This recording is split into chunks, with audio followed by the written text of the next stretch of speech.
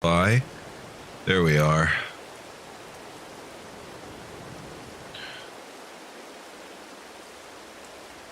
All right. Now I have audio. Hopefully that's not too much audio. I can move this just a little bit. Still worried about that desktop audio being a little too loud. Maybe I will reduce it a slight amount here.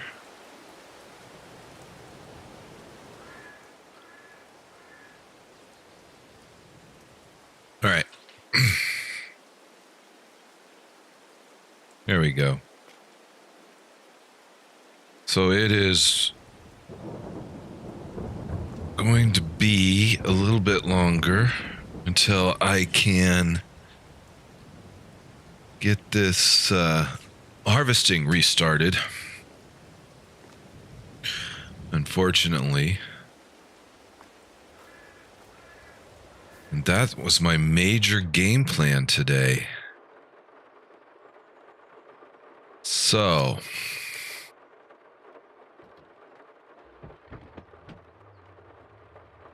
let's go on down the way. Take a look at where I was at when the rain interrupted. So my first field, harvesting,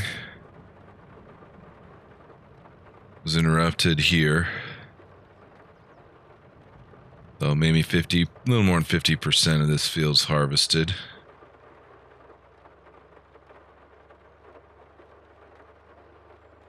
In addition to this field, let's take a look here.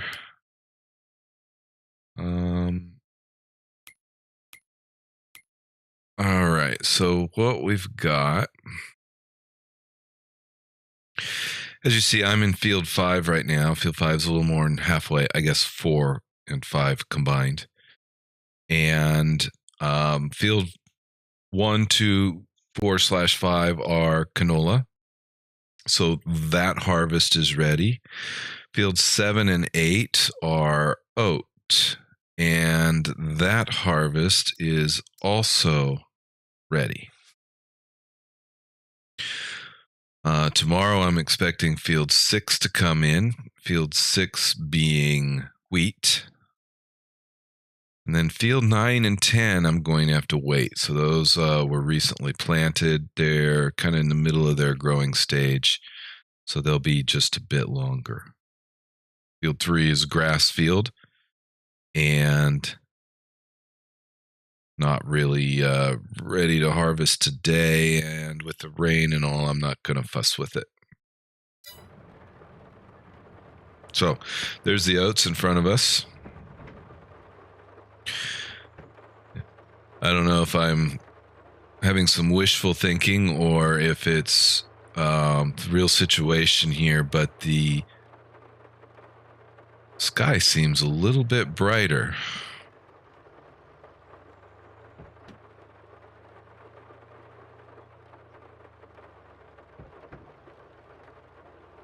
Oh, and that's an important point there. So I did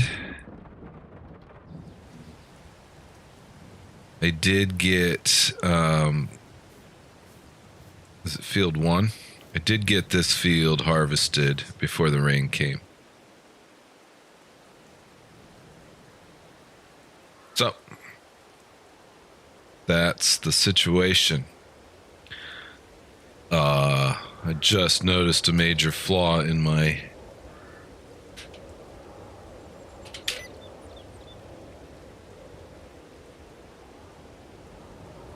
I've got a problem here.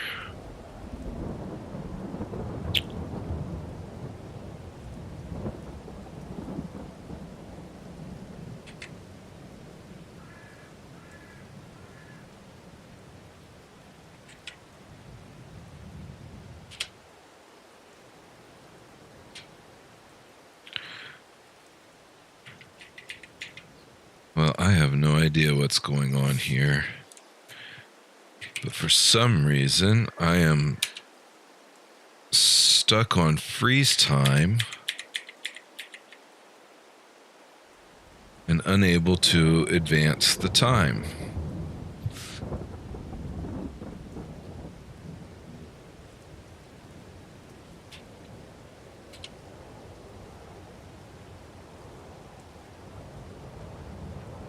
Huh.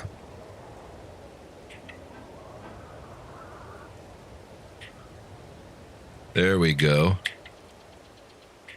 Maybe.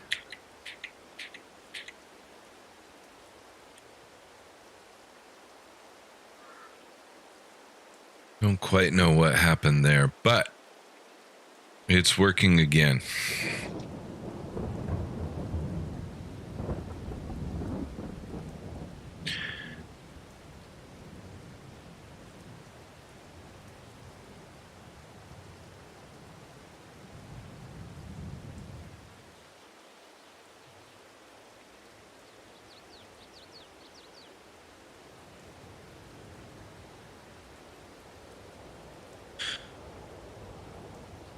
All right, so waiting for the rain. Still waiting. Should have got that freeze time turned off before I started here. I turned freeze time on to check out a couple of mods before the stream started. I didn't want to advance time, and it got stuck. So, for the sake of moving this along just a little bit quicker, we'll speed up the clock.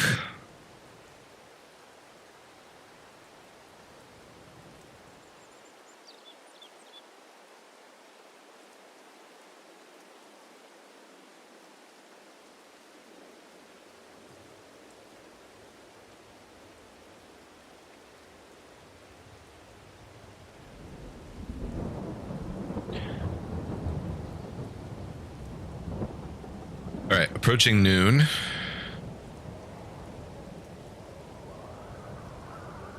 Let's slow back down here. And let's take a look at the weather report. Hopefully it hasn't gotten worse. No, we're still expecting to we're still expecting to clear up and jump 20 degrees at noon.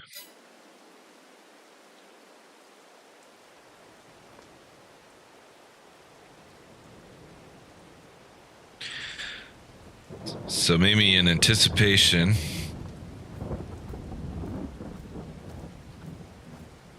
I will head down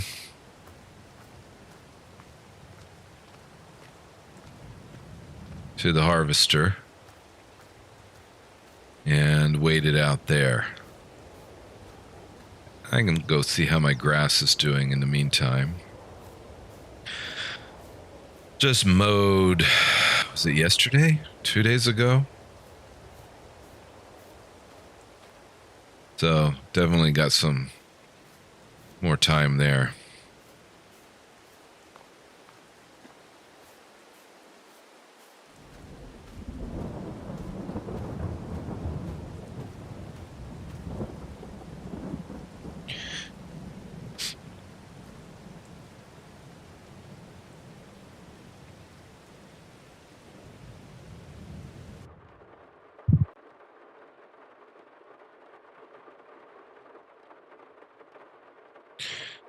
All right, come on, rain. Let me get going here.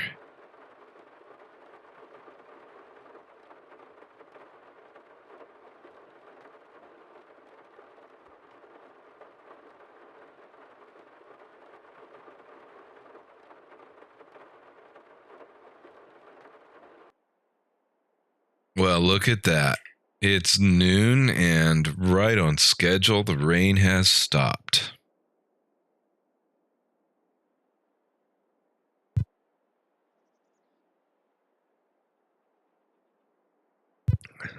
Okay. So let's get the show back on the road. Start up the harvester. Send in the helper.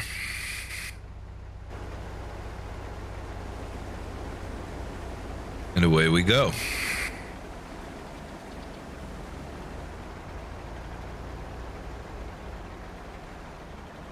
Very nice.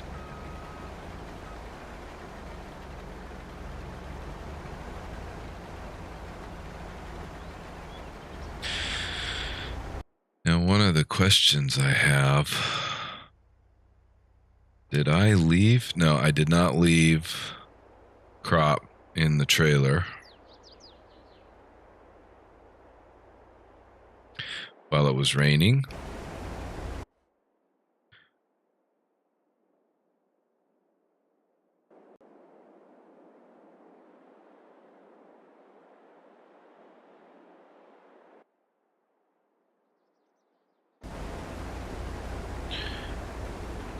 All right.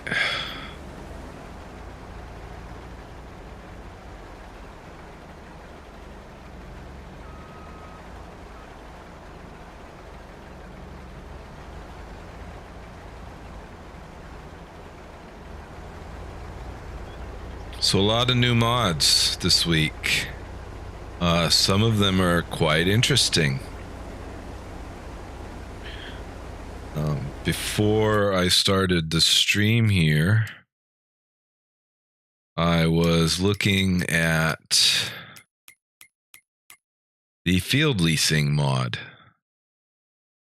which is very interesting. And one of the things that I was checking out in particular is farmland number 11.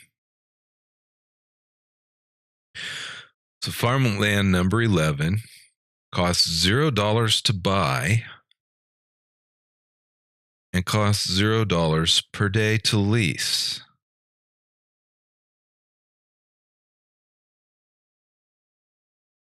Farmland number 11 is the BGA. So if I go up here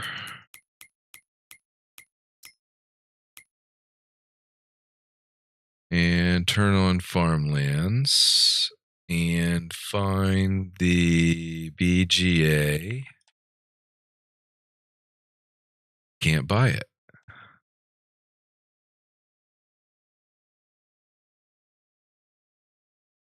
So I'm a little bit confused why I can lease it, but I can't buy it.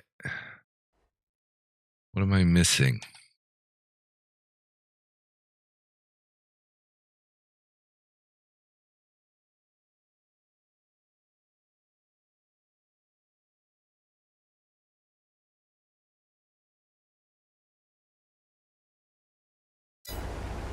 Anyway, interesting mod. The concept of being able to lease fields. It seems that you can lease fields which are ready to harvest them, and then dissolve the lease.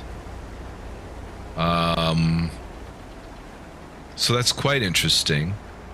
You know, field flipping, buy the field, harvest the field, sell the field, means that there's a $0 price to get that crop. But lease the field, harvest the field, dissolve the lease means that you're going to pay a lease fee to get the crop. A little more realistic, I suppose.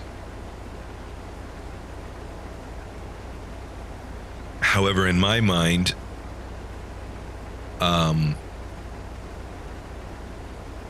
field that's ready to be harvested and gets leased out, seems like you would also need to pay a percentage of the return from the harvest, or at least that first harvest. If you're going to hold the field for a year and do another crop on it, then I think that you wouldn't necessarily want to pay any royalties on that next crop. All right, nearly done. I have one more canola field remaining. And it's a little bit troublesome to take care of this field because that rounded edge swings down by the electrical poles.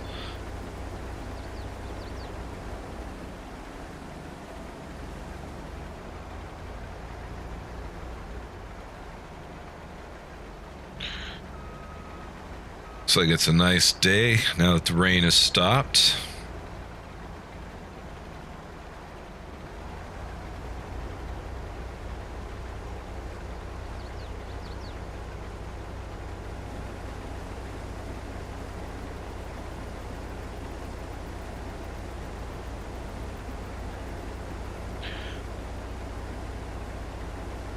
So my money's a little bit low. It's not as low as it was. I think the previous stream I was down around 45,000, and I was able to get some things sold and bump that up.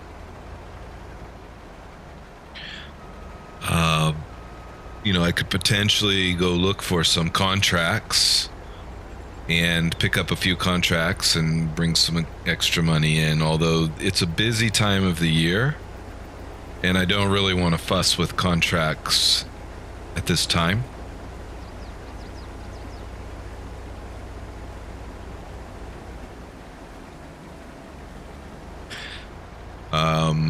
So, we might just try to wait it out till we can get a good price on these crops.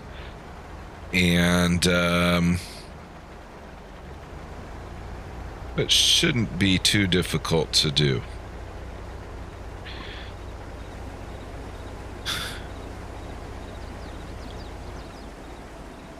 All right. Here we are. So let's go down here. Do the last canola harvest. Oh, I know some work I could have been doing in the rain. I need to get those fields prepared to be turned. Let's get this guy started and take a look at that.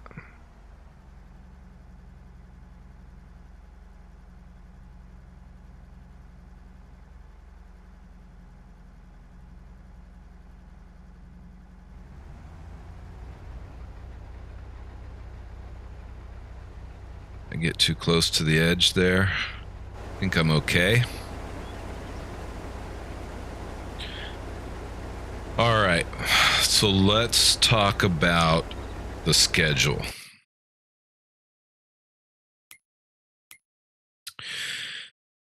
It's July. I'm needing to get the canola out, the oat out, and the wheat out, both today and tomorrow. Running 1 day months at the moment.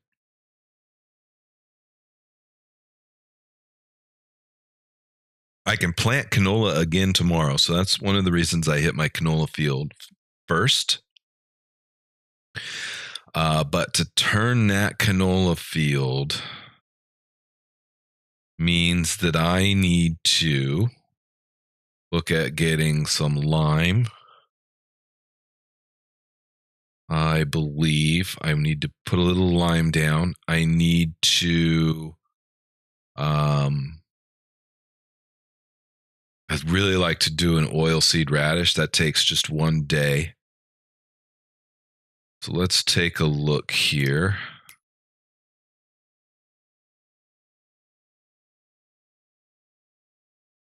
What do we need?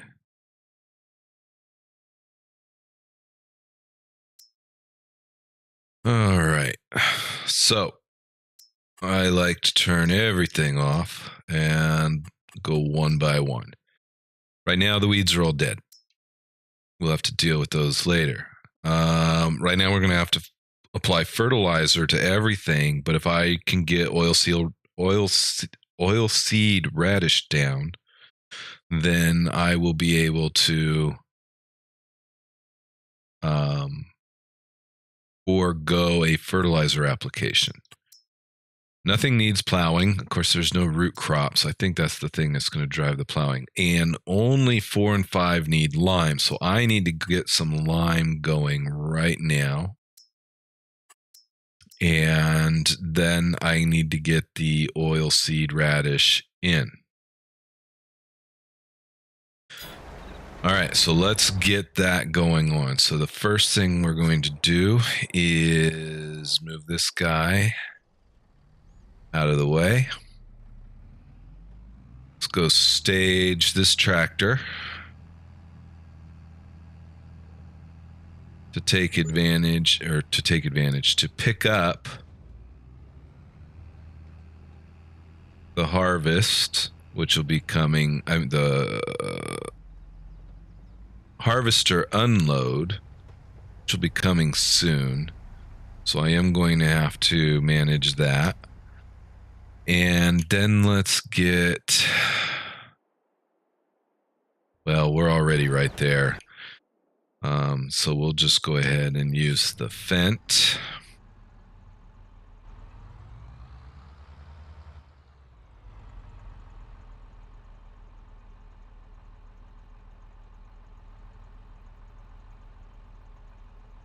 And I believe I've got lime in here. I hope so. I really don't want to drive all the way to the opposite corner of the map to get lime.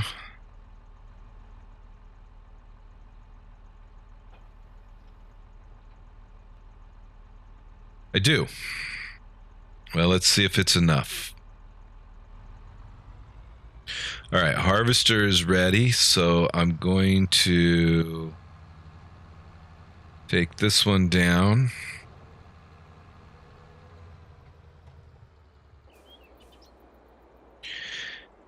And I don't like starting on that corner. Get to the 90-degree corner so we can have a good alignment here. And I'm pretty sure this is a wide spreader, but I'm going to see if I can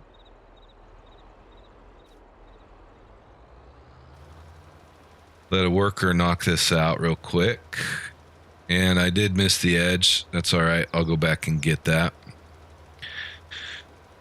And then while the worker takes care of that,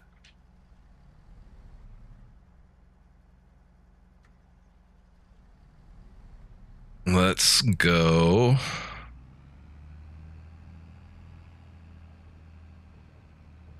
pick up the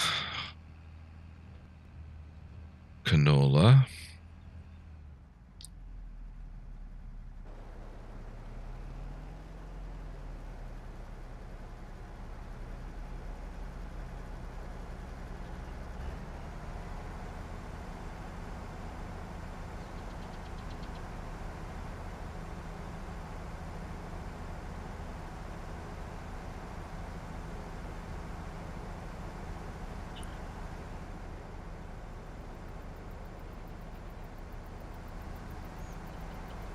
No cover on this trailer.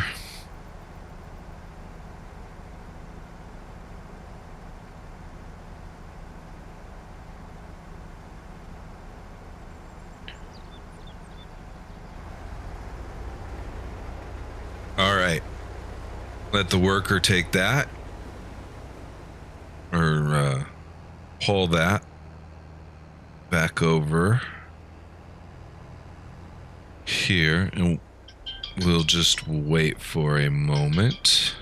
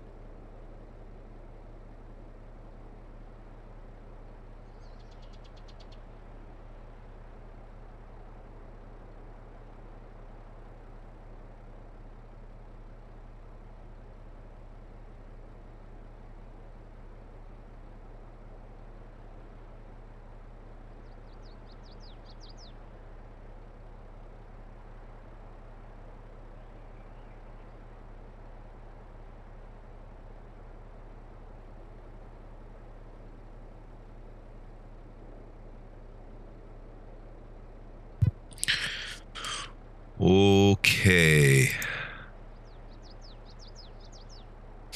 Had to take a quick break. Got an important phone call. And now...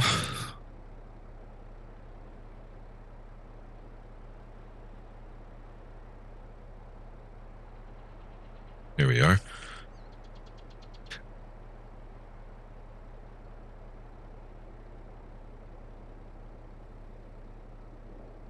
What's going on here?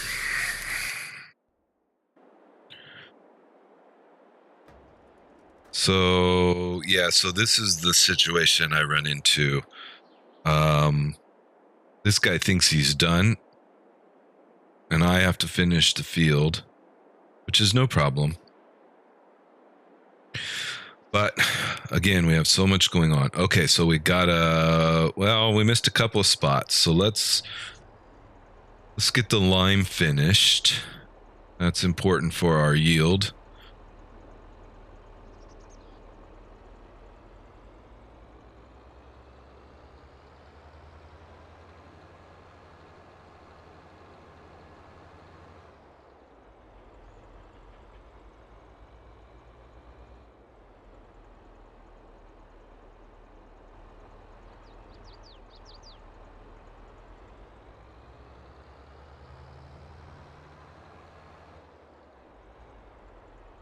All right.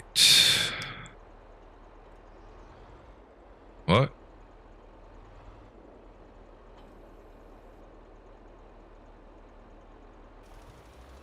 There we are. Oh. Waste and lime. All right, let's just go ahead and knock this out real quick. I've got some mapping problems with my steering wheel buttons.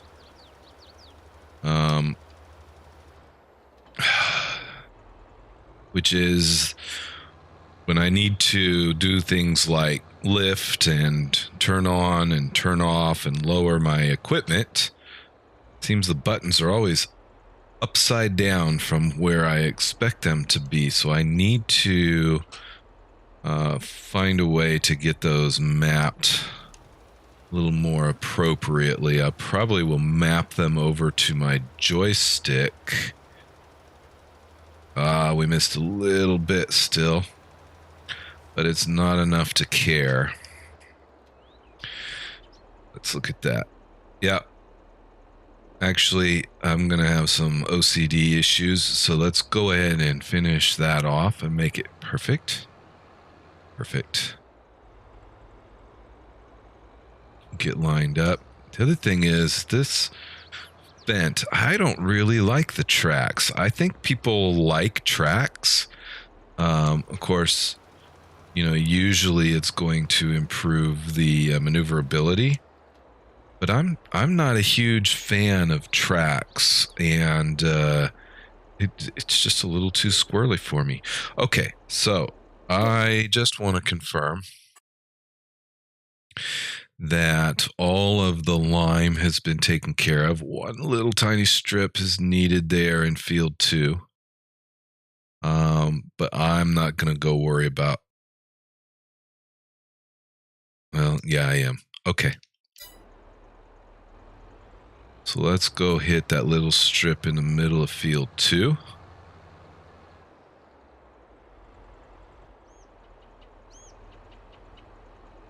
I think it was right about dead center here. So we'll come in. Just get a nice application put down the middle. Double check our map. Field 2. All right, everything is caught up on lime.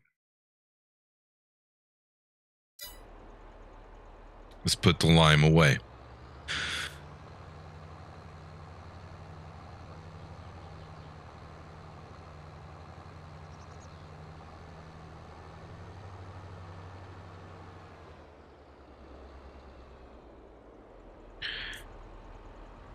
Yeah, see, I'm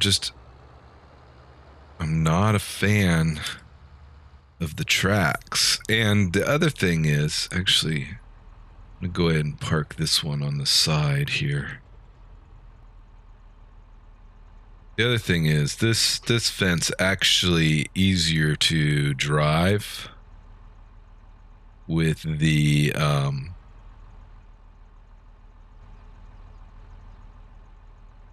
don't want to pull that just a little bit more. Easier to drive inside the cab than outside. All right, let's go ahead and put you there. Kill the engine. And get into the harvester. So, all right.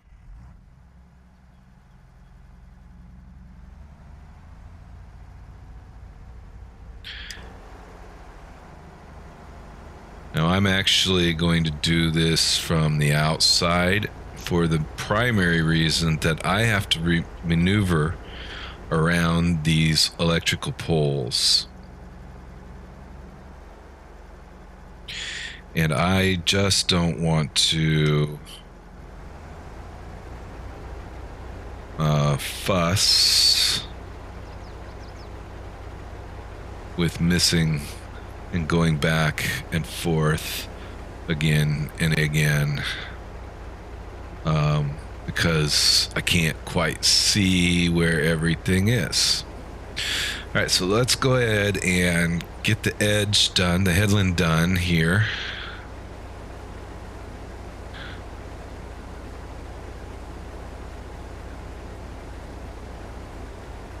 So we can stop to worry about the poles. I did slightly modify the field by that last pole there. That last pole was actually inside the field on the original map, and I just couldn't deal with that. So moved it to the outside, or moved the field inward a little bit. See, there we go again. My buttons are not where I want them to be because I'm in the middle of turning.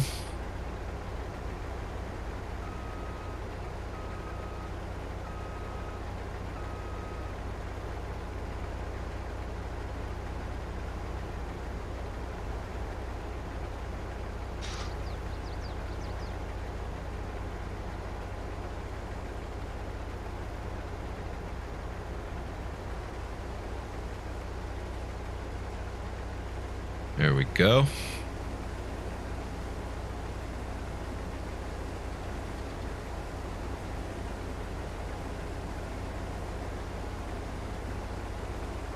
Yeah, I think I know what I want to do to remap these controls.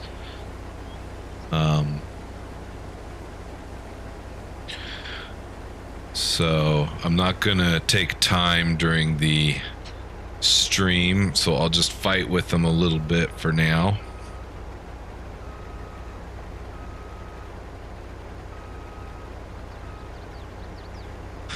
But I will remap after the stream is finished.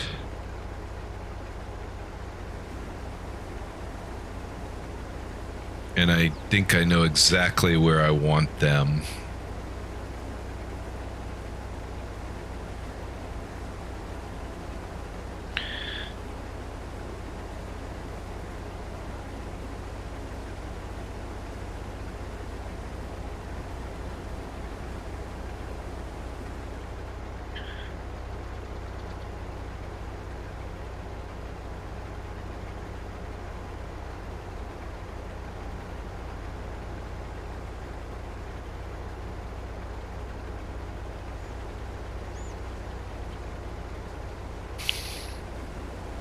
All right.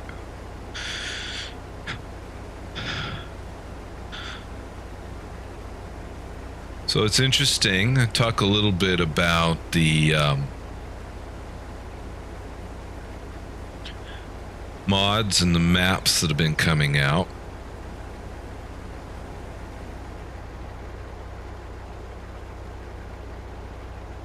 And I'm actually really happy to see some maps coming out. I've got a map that I've been working to prepare. It's an Elmcreek based game.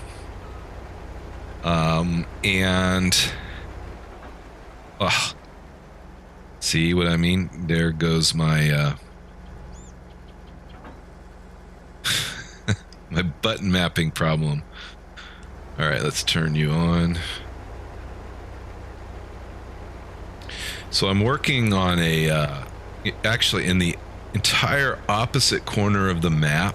I've been working to set up a new farm for a video series.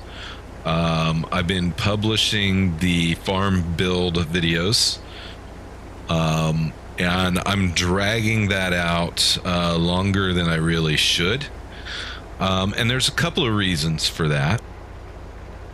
One of the reasons is my real job here has just been crazy busy recently, and there's been some other family related issues that I'm having to kind of address, and so those take away my time for this. Additionally, everybody's been playing on Elmcreek at first. Well, everybody's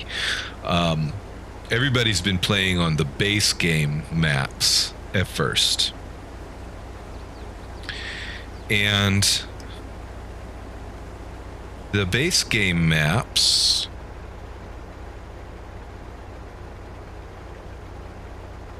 are great.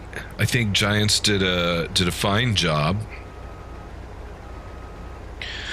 But what happened was, or what I believe happened was, as soon as we started getting some new maps, everybody swarms to the new map at the same time because we've been limited in what's available.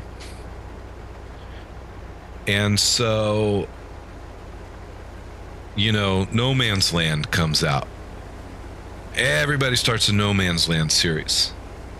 And then Calmsden Farms comes out, and everybody starts a Calmsden Farms series. And now we've got a couple of additional maps that have come out, and so this is really good news. So people are still kind of jumping to the new maps, but as more and more maps come out, which are going to have features and designs that entice different people, I think what'll happen is the gameplay online, the streaming and the videos, will become a little bit more diverse, and it won't all be focused on the, basically nobody was playing Erlengrat. Everybody was playing the Haute Baileron or the Elmcreek. So you had everything concentrated into two maps at first, and then at the end, or then now, we're up to, I guess, on the mod hub, 5 or 6 maps. And so it seems to me that we're going to start diversifying. And for somebody who wants to jump in and do what's going to be a mega farm, big fields, animals, lots of equipment, and trying to work myself out of debt from purchasing this big farm and getting it set up. For somebody that wants to start that on Elmcreek, I think that it'll be good to not have oversaturation of Elmcreek. All right, so let's go ahead and shut you down and get the pipe out.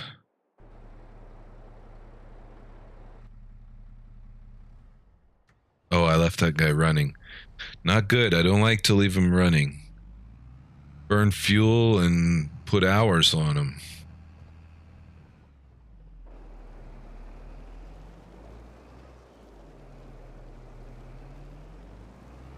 Yeah, so hopefully Elmcreek won't be quite as saturated.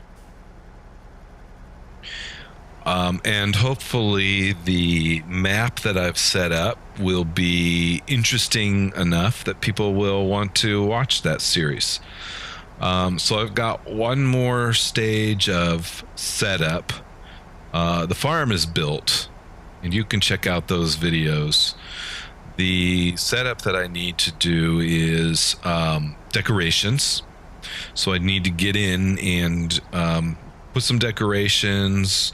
Some of the painting that I've done needs to be a little roughed up. It's too perfect right now.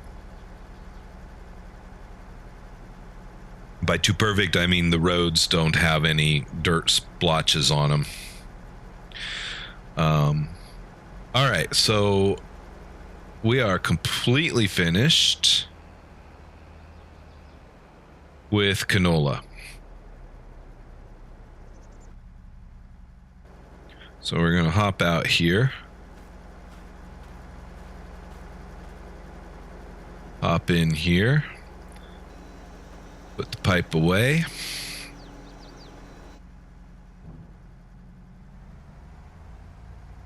Now we're going to go take care of oats.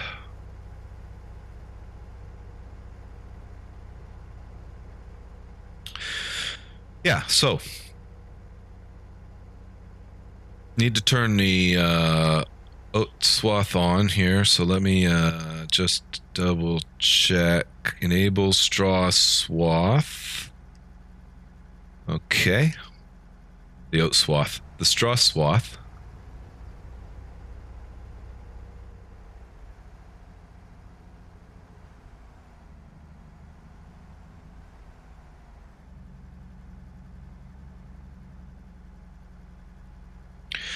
Let's get lined up. So I want to lower.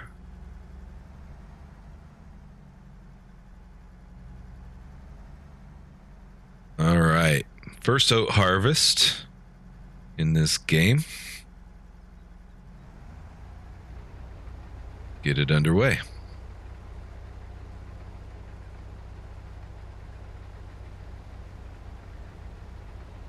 So I'll finish on my Mega Farm series. I'll finish the decorations, and then I need to get the initial vehicle set purchased. And then the final step before I begin the actual series is going to be to set up the fields. And so the fields, there's a couple of things I need to do there. Number one, I want them all to be barren, no crops.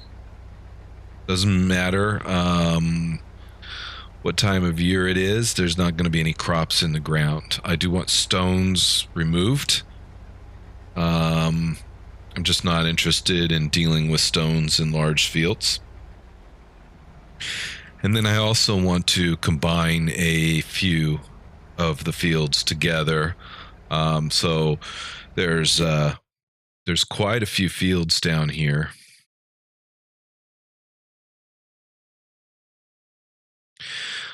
So I have all of the fields that are in view of the screen as part of the map. And so all of the smaller fields need to be combined together to make the larger ones. And I think I'll end up with 5 or 6 medium and large size fields here.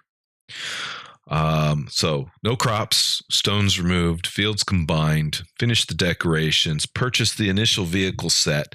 There'll be no crops, as I said, no fertilizer on hand, no seed on hand, no animals. There will be nothing in the silo.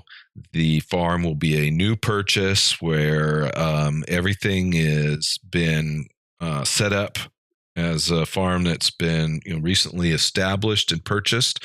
The previous owner moved out, took everything with him, and we've come in, got a large bank loan, and are ready to get started. So there will be some money on hand.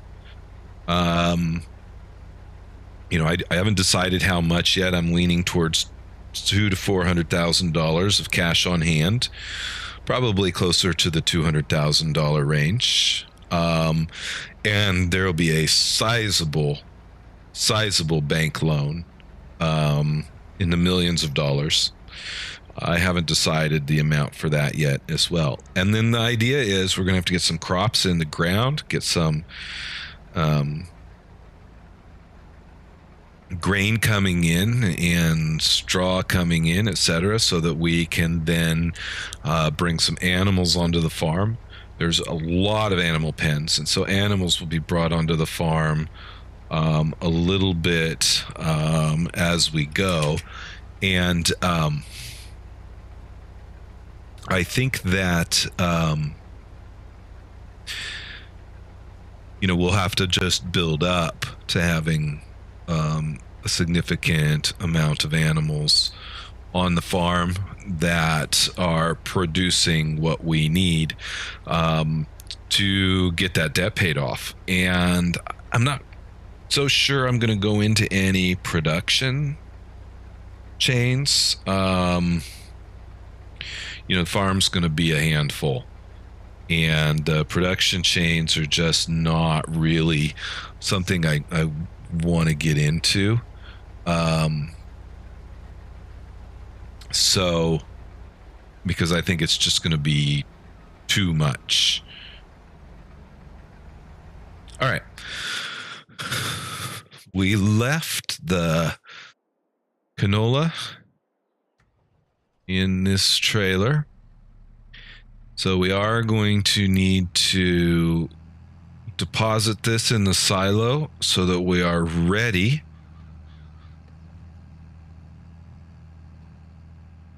for the oats.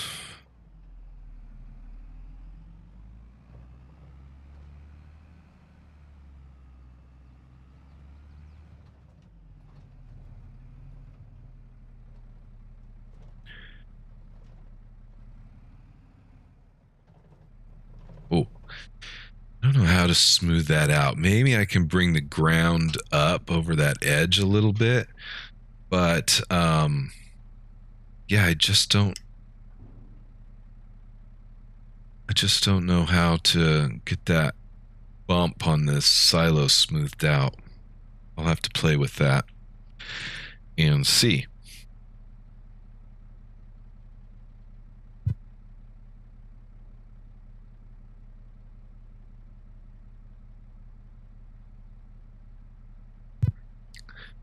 All right, let's pull over.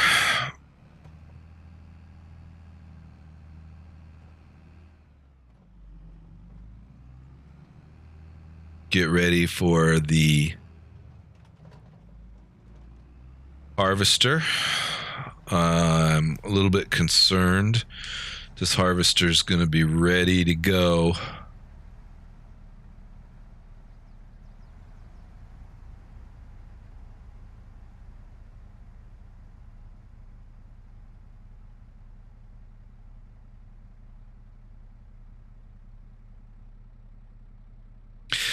Now I'm at a decision point here.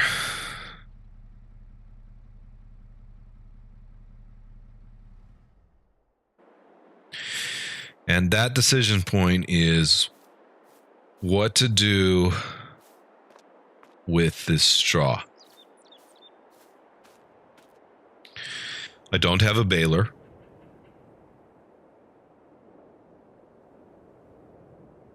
I'm not opposed to baling. I can actually store the straw in the silo. That silo that I've put down will accept straw. In fact, I think it already has some straw in it. And so in that sense, I can keep the loose straw on hand. I did add a new mod to be able to put a hay barn in, a different style hay barn than the base game, which is another option for the loose straw, which is a little more realistic than my silo. If I want to bale, then I have additional choices to make. Do I buy a baler?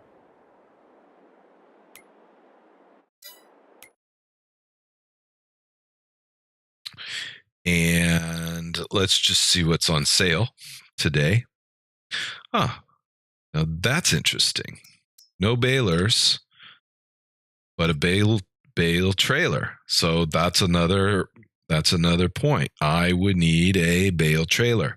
Now, I am more of an auto load guy. I just don't like fussing around with the forklifts. I'm not opposed to using them a little bit. But primarily I'd like an auto load trailer or a trailer that'll do the bale pickup for me. But I can pick this guy up here. How much does it cost to add the auto load? Why I cannot.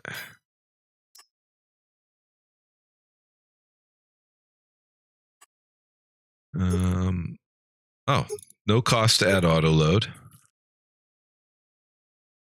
So I can add the auto load on. That's not a bad price for that trailer.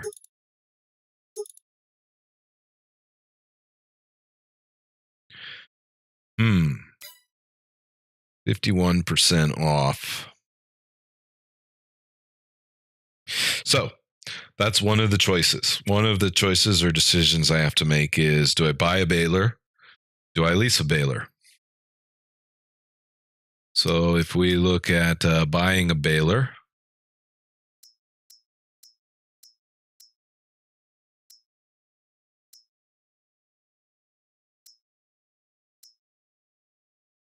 the cheap price is going to be $22,000. But to get a good baler, and of course the one I want,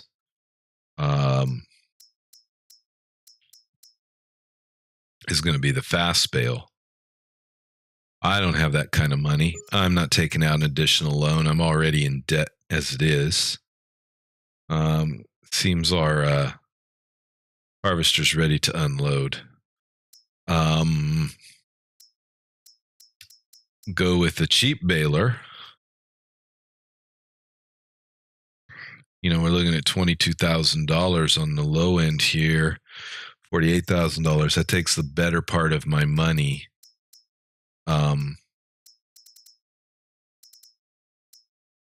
It basically puts me at the point of needing to lease. So if I were to lease this one,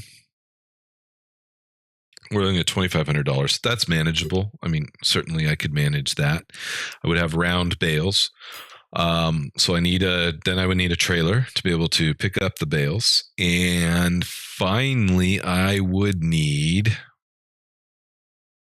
a place to store them.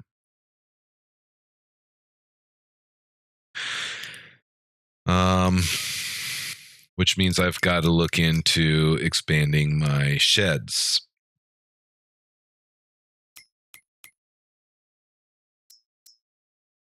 Now, I think I can probably get some sheds at a reasonable price.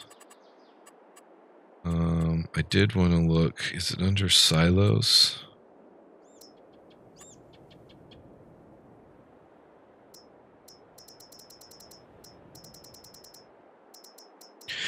Yeah, here's the new hayloft, $50,000 or $55,000. And here's another one that's $90,000. So again, I don't have the money for those. So I either have to go with my current silo, Or I need to get a shed. And there's some cheap sheds. I could get a shed. I need to determine where to put it down, but I could store bales in a shed. Because the other problem that I'm going to have is I don't only have oats on this field, but I have oats on the next field.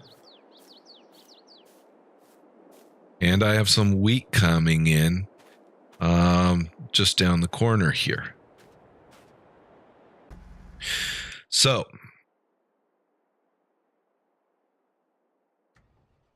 need to come up with a game plan and need to come up with a game plan soon.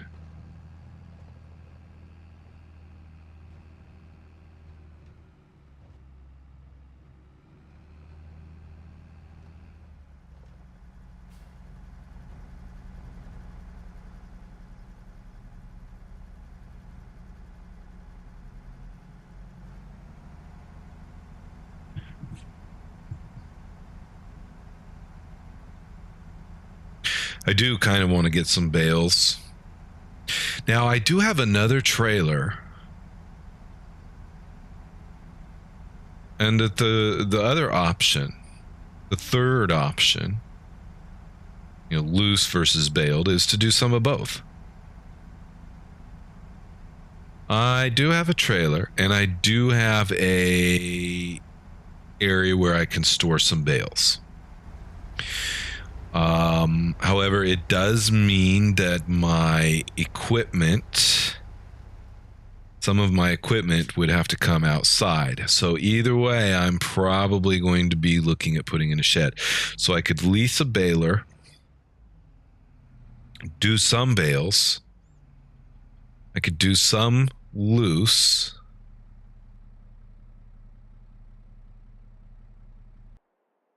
All right, that seems like a game plan here. Let's go take a look at what I've got. Actually, I don't need to do that. Let's just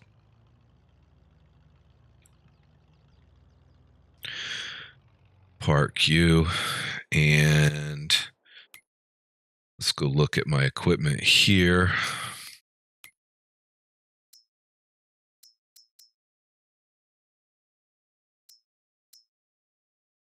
I don't think it's under miscellaneous.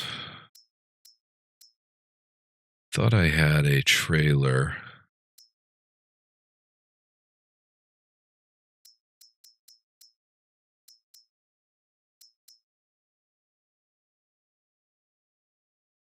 Here we go. So I have a pallet trailer.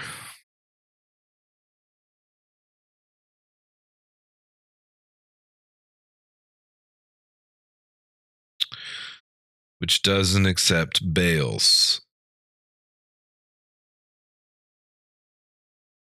So if I'm going to do bales, I'm going to need a trailer.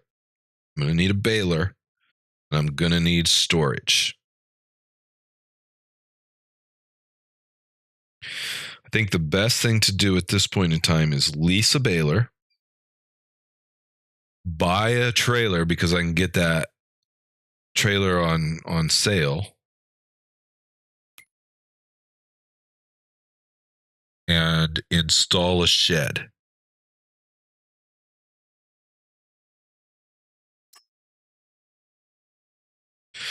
All right, so let's walk through the customizations here. I do like the BKT tires. I don't know why. I really just kind of like those BKT tires. I don't know about these Midas tires. Maybe. Yeah, I like the BKTs. Auto load, yes. We're gonna make it as easy as possible. Folding mechanism is standard. Straight side.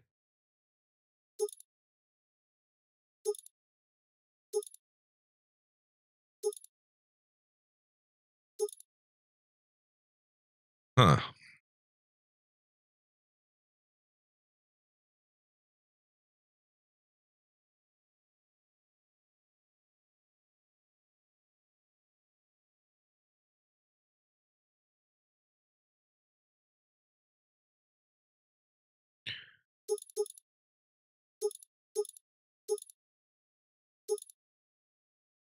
Which one do I like?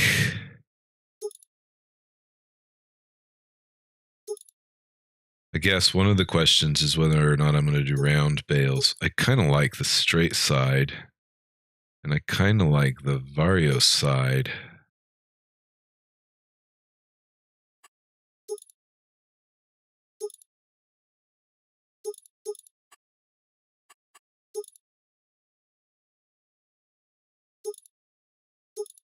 But this allows me to do the round bales. Well, I guess I can do round bales on both of them. It probably gives me one more bale, depending on the bale size. And then certainly I can go with none. And I can always add some later to keep that price down. $500, $1,000. So we're going to do that. And no license plates. I don't like license plates on this game. They just aren't working for me. Hello, musical farmer. Oh, be right back. Sorry, I missed you.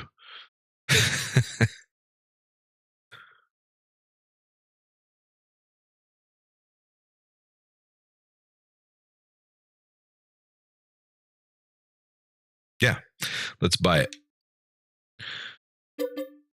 Okay, I can fetch it at the shop. And next purchase, or next is the lease. And the lease, I need to lease a baler.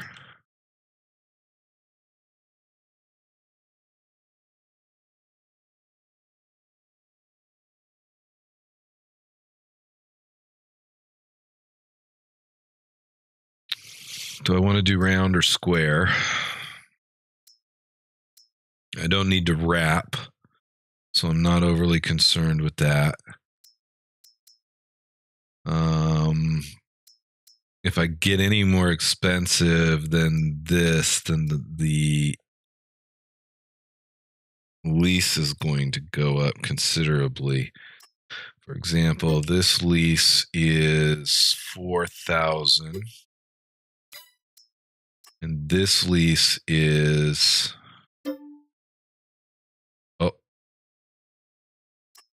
thank God I didn't want to buy that. 3,000. And this lease is 2,500. 2,500 for square bales.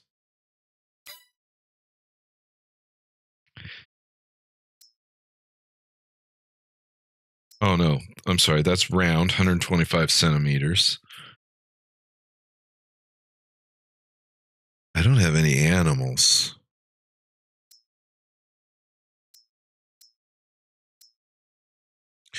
$7 miles an hour, square bales.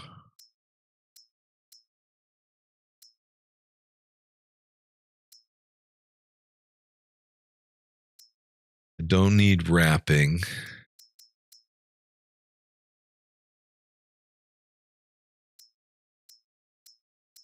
And these things just get expensive fast. I know there's some baler mods I don't have installed. And then there's the fast bale. I could do the fast bale if I'm going to spend that kind of money. What is the lease on the fast bale? $5,600.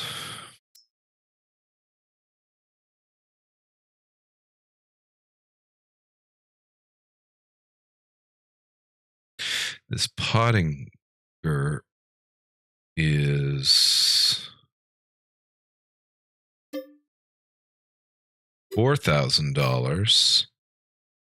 125 centimeter. 125 centimeter. I think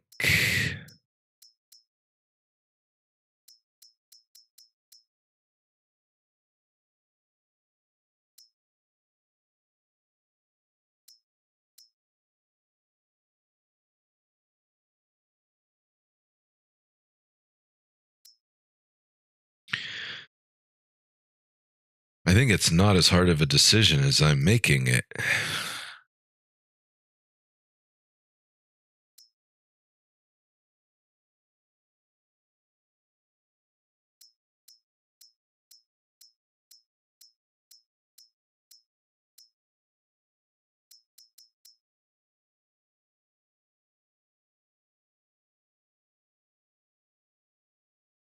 I mean, maybe I should just do the fast baler and not worry about fussing with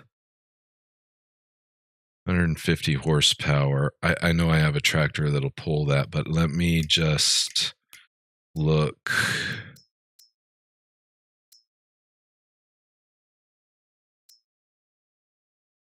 Yep, no problem there.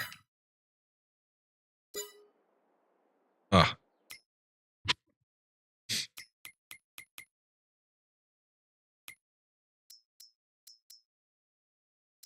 All right.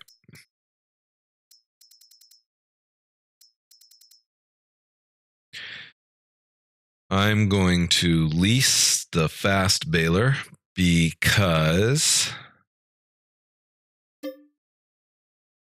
56. I don't have to mess with stopping and going. So let's just lease it. Okay. Got it leased. Now I got to go pick this stuff up.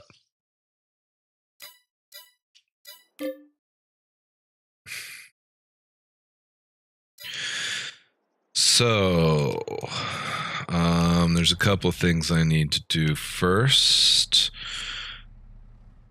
Oh, I keep leaving this tractor turned on. Where are we at here? Ah. All right.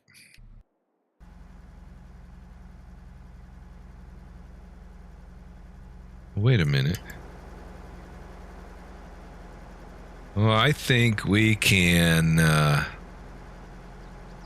sneak in and not worry about the crop damage there.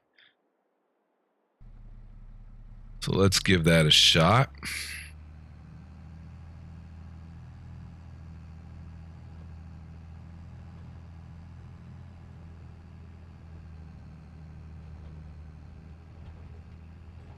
Oh, I overshot it.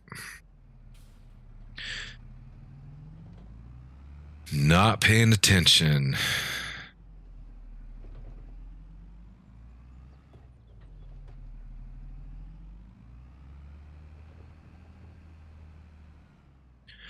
All right, so we need to sneak in here as close to the crops as we can get without doing crop damage.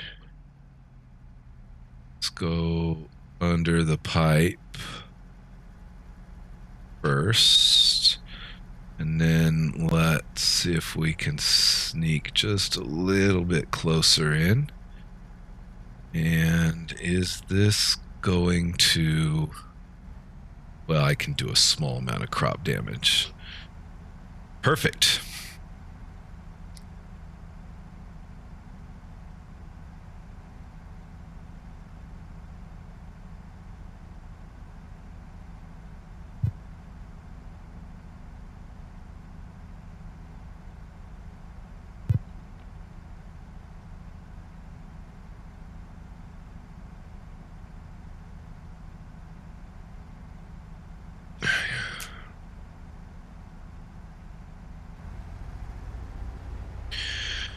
All right. Let this guy get finished. Can I outrun him? Let's go this way.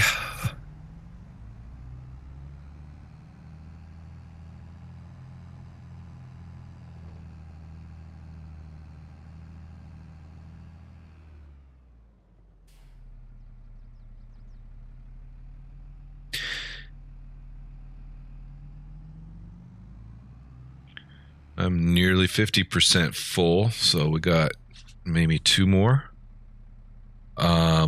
Unloads.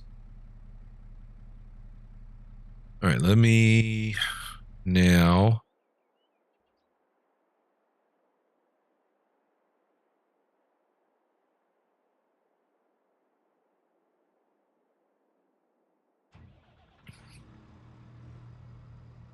All right, we're okay on health.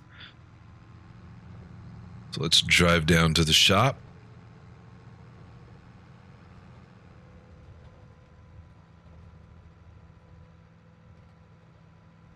Pick up that baler.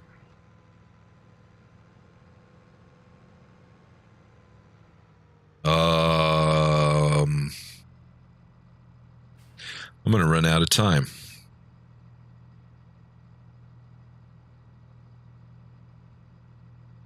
Just a moment. I've spent too much time looking at other things here. I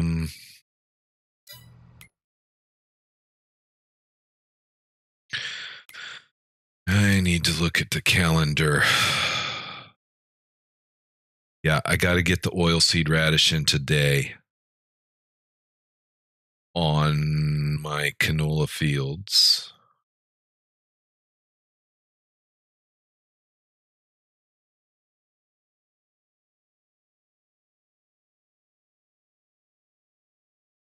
And, or I need to just do regular fertilizer on them tomorrow.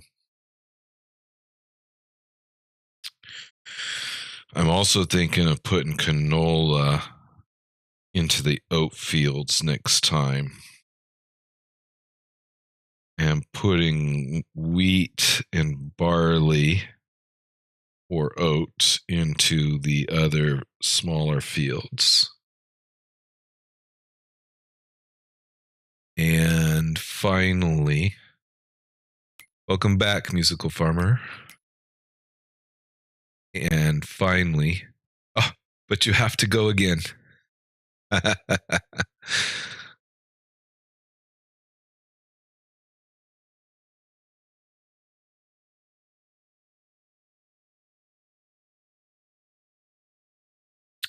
do want to combine field 6 with field 5 and 4.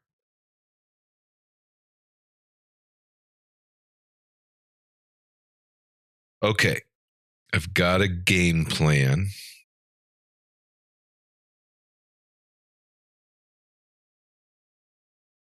But it means I've got to get the straw up.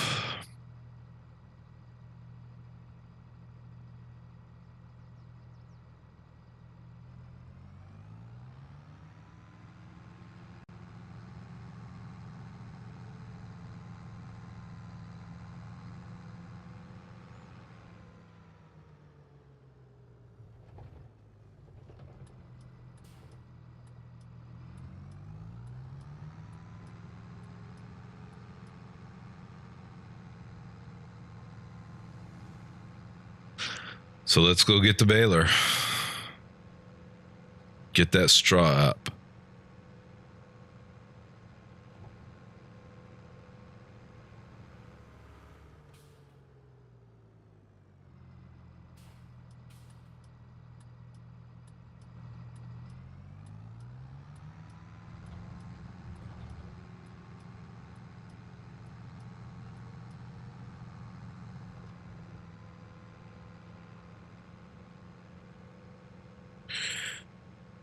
All right.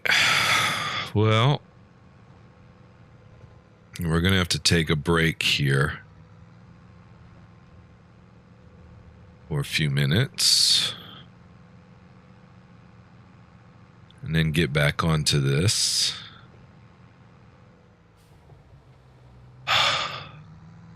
AI running stop signs.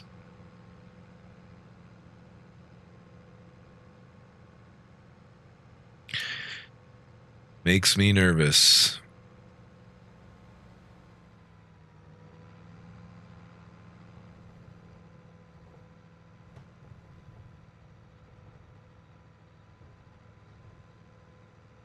Okay, we're going to get down here to the shop and then need to take a quick break. Refill the coffee.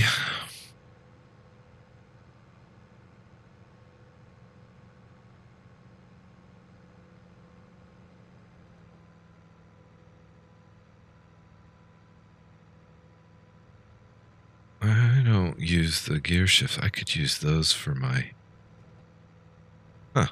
Just dawned on me. I only use automatic transmissions. I don't have a shifter, and I'm not using the paddle shifters for anything else. It just dawned on me that I could potentially map these paddle shifters for my turn indicators or my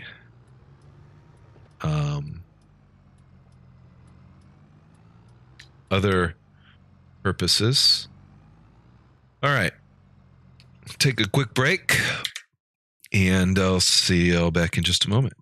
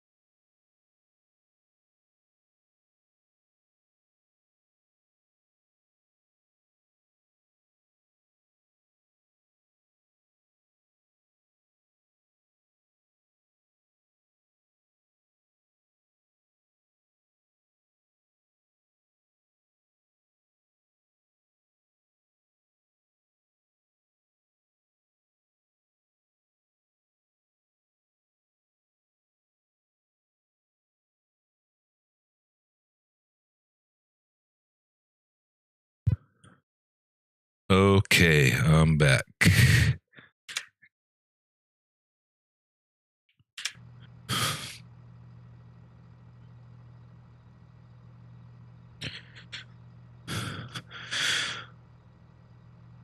All right, so we're going to get the baler up there and run out of daylight soon.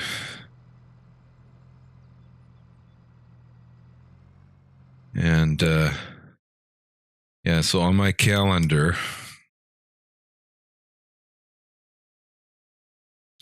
I want to put canola into these two fields. So I'm going to have to shift over to using liquid fertilizer, or that's what I have anyway. I could use dry fertilizer, chemical fertilizer. And I'm going to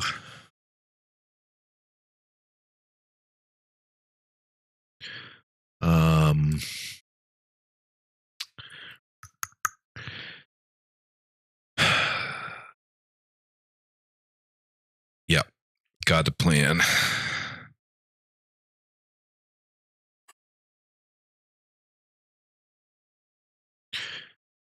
Okay, so let's whoops.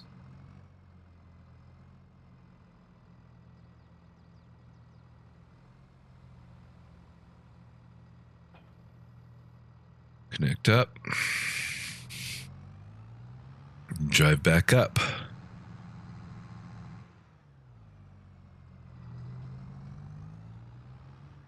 Whoa.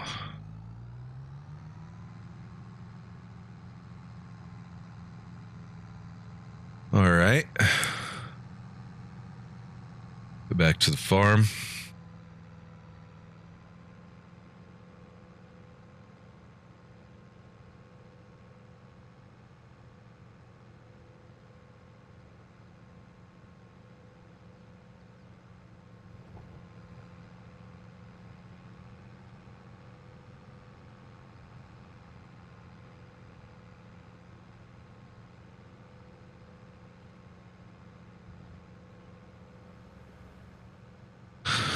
All right, so I talked a little bit about my Mega Farm series. Farm build videos have been posted, and you can see those on YouTube. I have another series in the works. It's a No Man's Land series. And this one I'm trying to get a few more episodes under the belt before I start publishing the videos. And so this series, the No Man's Land series, is going to be, or is, at least initially, a logging series.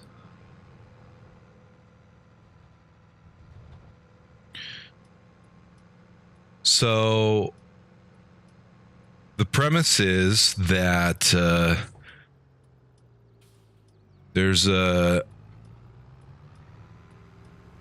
area that's very low population, and there's an old farm sitting there that's abandoned, and it's a possible future venture to jump in and get into an old farm or an old vineyard that are sitting there abandoned. However, initially, we have a family-owned company that has decided to open up into a new area, expand the business into a new area. And we've established a logging yard and a sawmill, and brought in the equipment, purchased some logging plots, logging claims. Maybe they're called claims. Some logging claims, and we are beginning to log. And then what'll happen is, as the logging gets going, The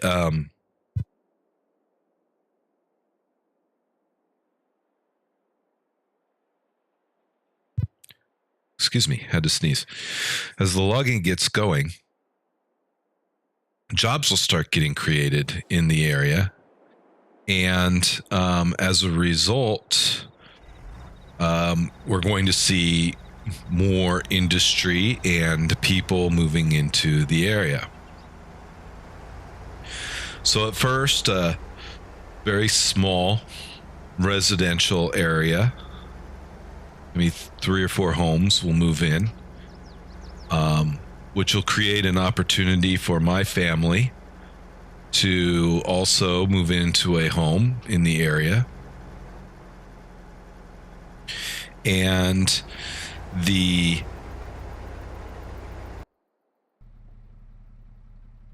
everything's good. Okay. And then some people will start to move into the area. A carpentry shop notices the opportunity to be positioned close to the lumber mill. And so the carpentry shop comes in, opens up.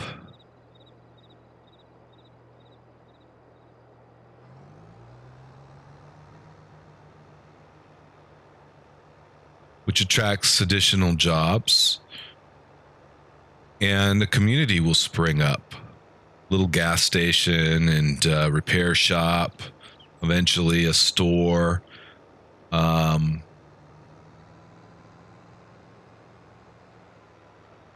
And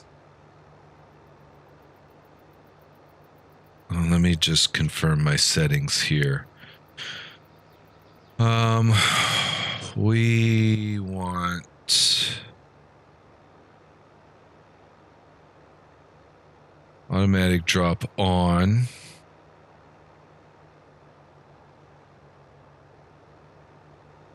We're not rolling, or we're not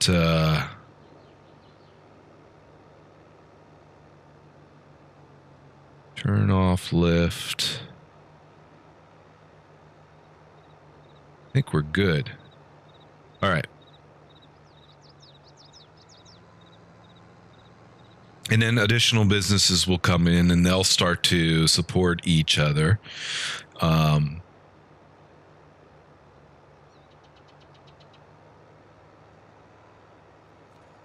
right, it's my first time using this baler. And that works just fine.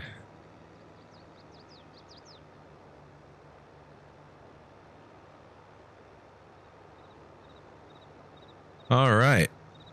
I think we're good to go here. Let's pop down and see if we can run this from the cab view.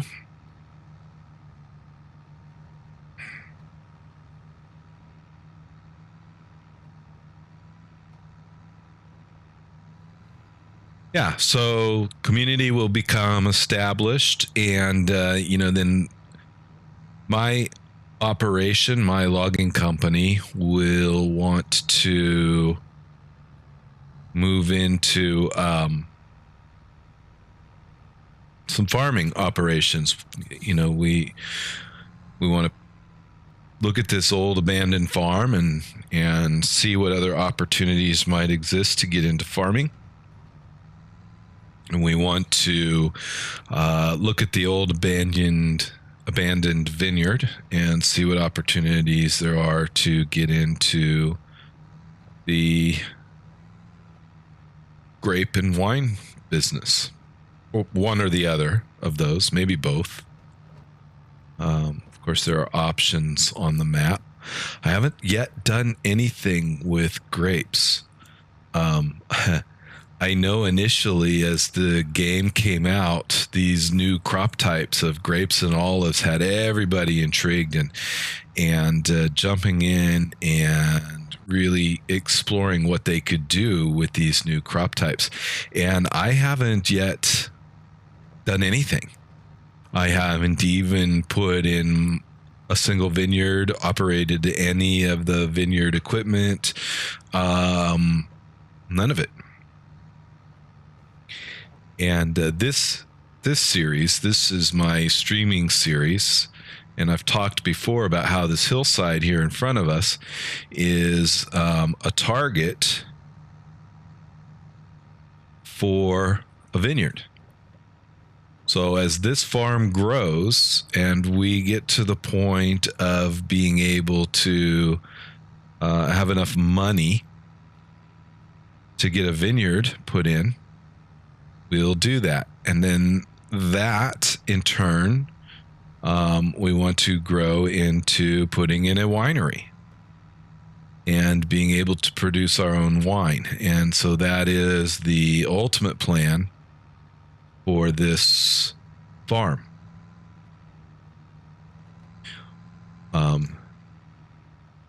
Now these fields down here may continue to be used to produce various crops.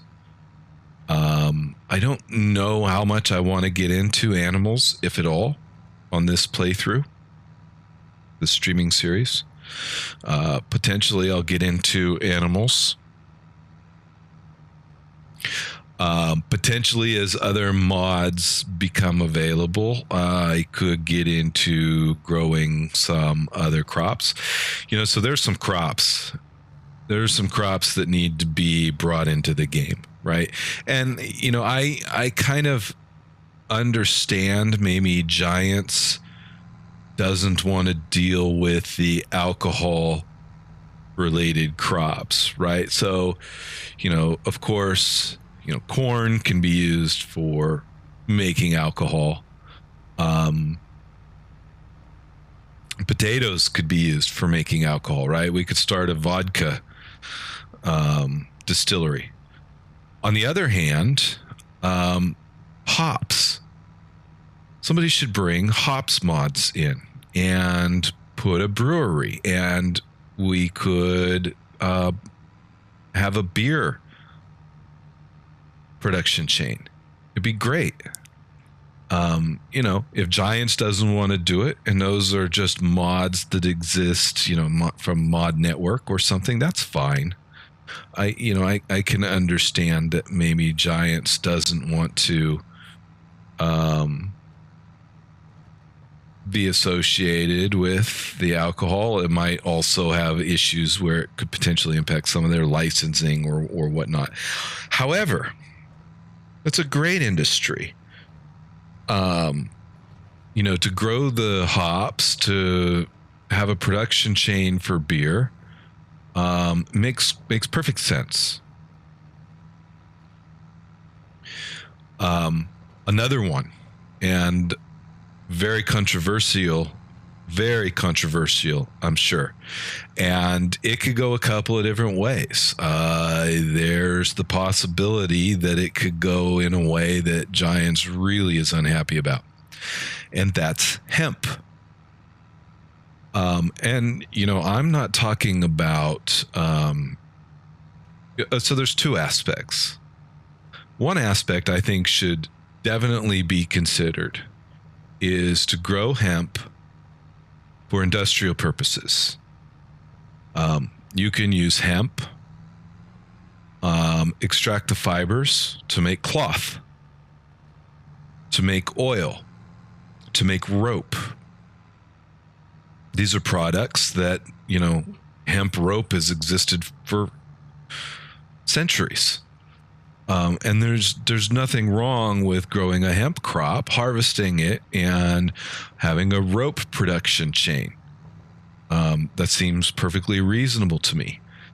Now, on the flip side of it, and where you could really get interesting, depending on your position, is you could, and probably you would go more the greenhouse route, but you could grow, medical marijuana or recreational marijuana, and you could have, a production chain there where, you're growing and harvesting and,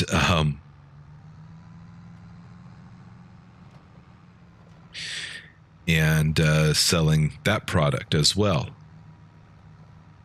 But I think that the hemp production chain is extremely interesting. So there's already a clothing production chain, and you could certainly go into, okay, I need to go unload that harvester. You could certainly go into the cloth production with a hemp crop very, very easily and complement the existing production chain.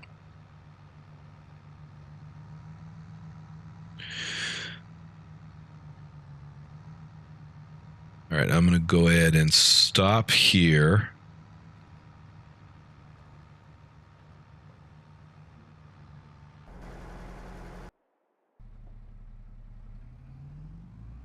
And,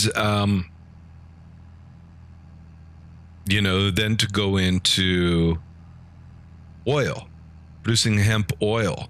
Hemp oil was used for centuries in oil lamps. Nothing wrong with that. We're not talking about human consumption of these products. We're talking about industrial uses. There's already an oil production chain. It fits right in with it. Then finally, the rope. There's not anything that deals with rope right now. You could potentially add it in the cloth based production chain. I don't know how you might want to do that, but certainly that's a possibility. And seems like those would be easy additional crop types and additional production chains that could be added into the game.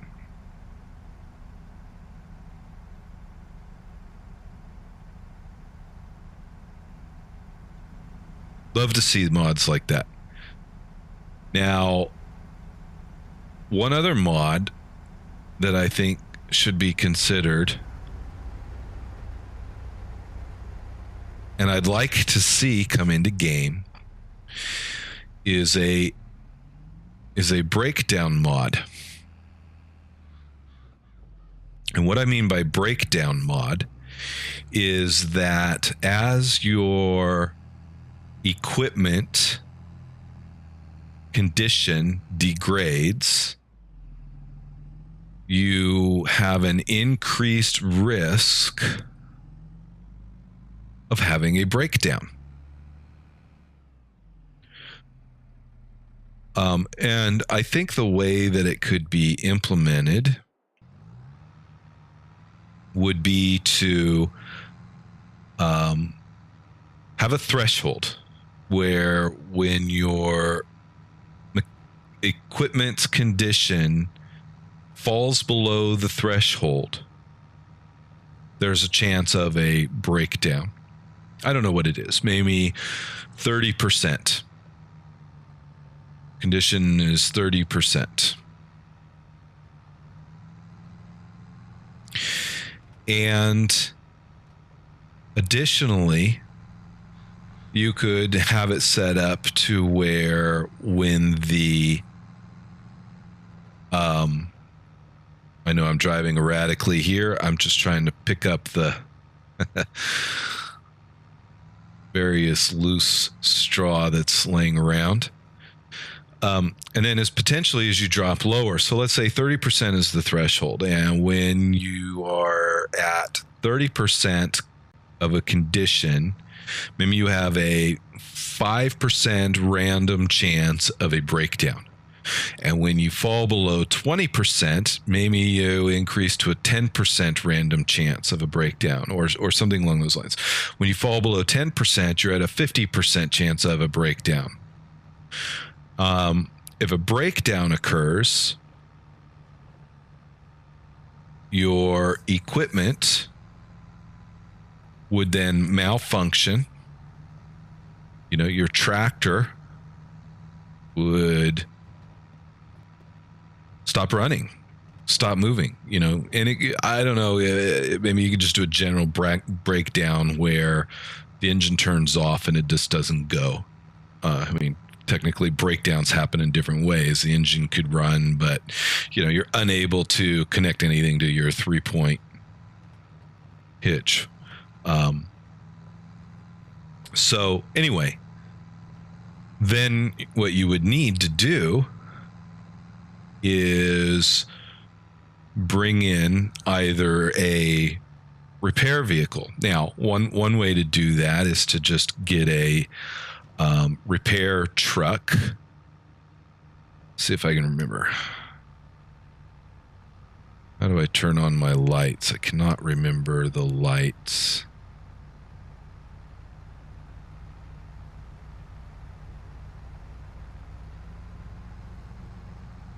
Why can't I remember how to turn on the lights? Anyway, you could have a repair truck drives out to the location where the broke down equipment is and does a repair job. Or you could bring in a tow truck and haul the equipment to a repair shop. Oh, I missed it. That's all right. I can grab that little bit right there.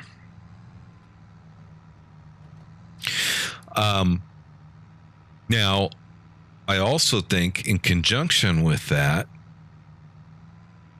a repair mod should allow you to select the degree of repair. So let's say you have a catastrophic breakdown and you take your car to the shop and the guy says, well, there's 3 things wrong with it. Car's not going to run at all until we fix this one thing or these 2 things. But if you want to put it into tip-top shape, then you need to fix all 3 things. Everybody's gone to the oil change and they say, you just want to change your oil, and they're trying to sell you on new windshield wipers, and we can do a radiator flush and everything else. So I think that I need to learn how to turn the lights on.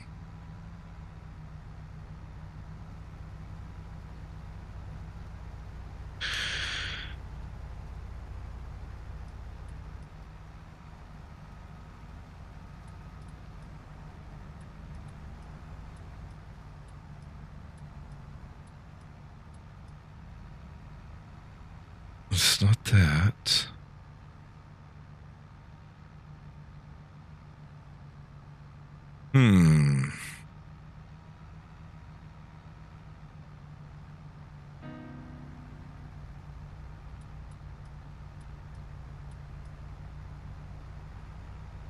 Yeah, I don't remember.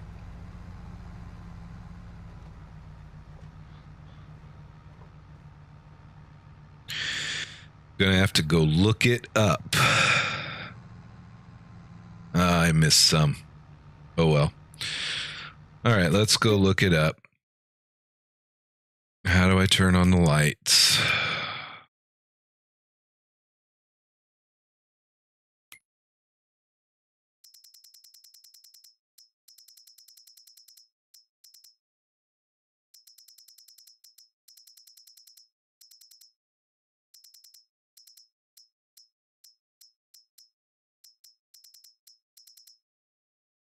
Problem is, what I'm trying to figure out here is how I mapped. Did I miss it? How I mapped the lights to my steering wheel controls.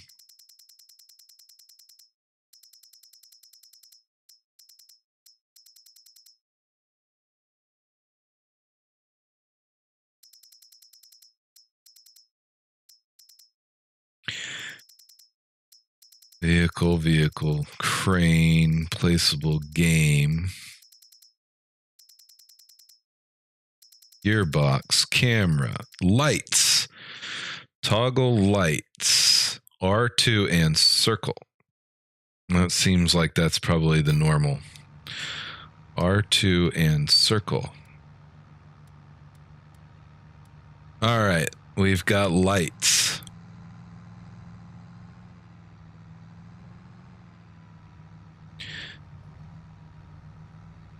Yeah. So, maybe you set your degree of repair.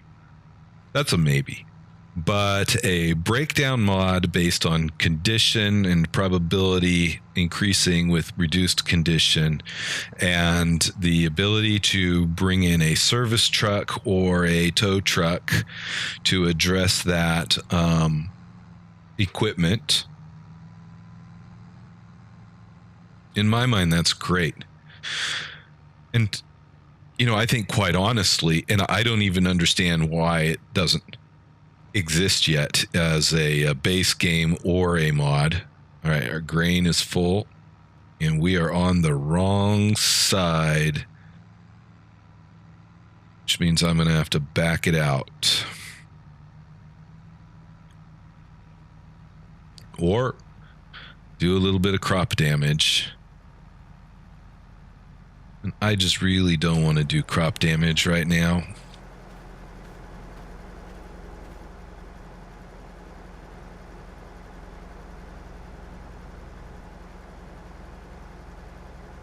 So let's back out.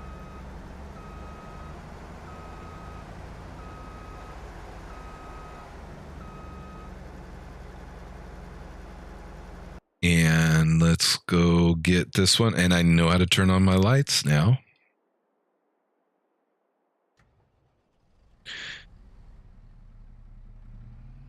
All right. So anyway, I think that we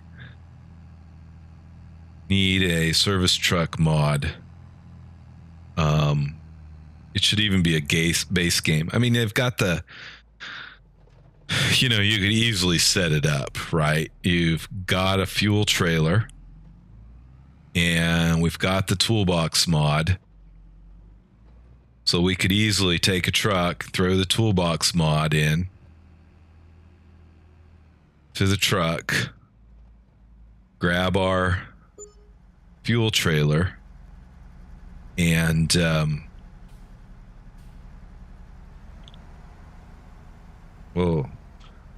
let's get under the pipe. And and we could have a sort of service truck available.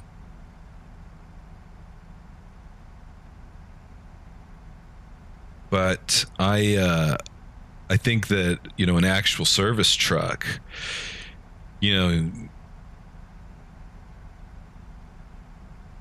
take a good sized truck, mount a fuel tank onto it, mount the repair equipment onto it. There was a mod in FS19. It was a great mod. I really liked it. It didn't completely function right. It was a little bit quirky, but I really enjoyed the service truck mod. When I'm out on a big field and I need to repair or refuel, I don't want to run back, run my equipment back.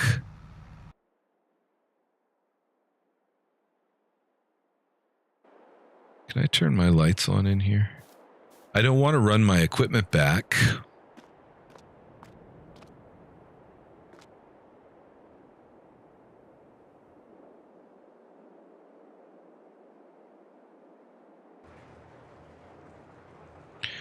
Nope, that's the door. Is that the door? Where's the light switch?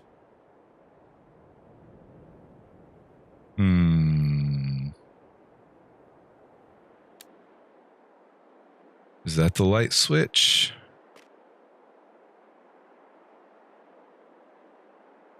That's the light switch. Let's turn on the lights. Okay.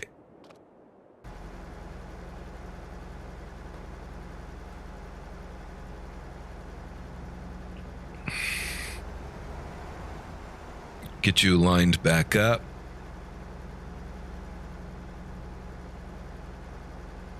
And send you off to the races.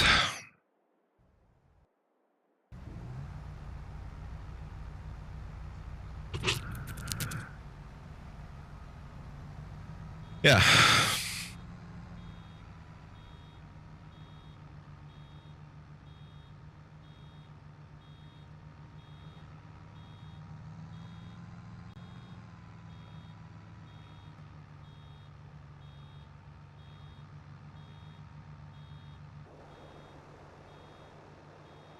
Why am I beeping?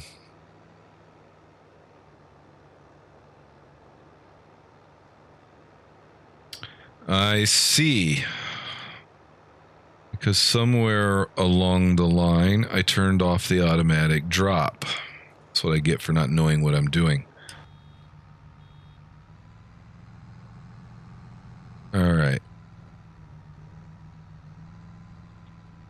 It's getting dark. Too dark to see.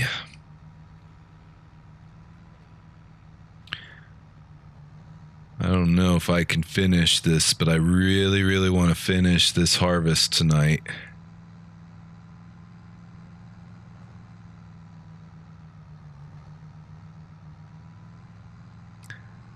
I'm tempted to go pick up the mobile light. I wonder how bright that thing is. Can I light up a field with one? I need to experiment with that.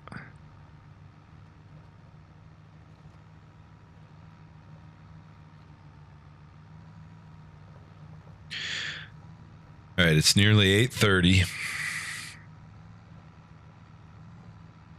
think we're going to have to call it a night and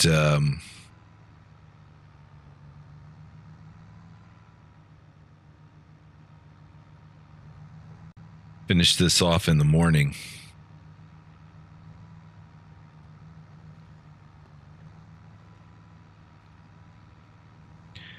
But I can definitely start planting canola into these fields in the morning or tomorrow, and deal with the weeds and the fertilizer and everything chemically.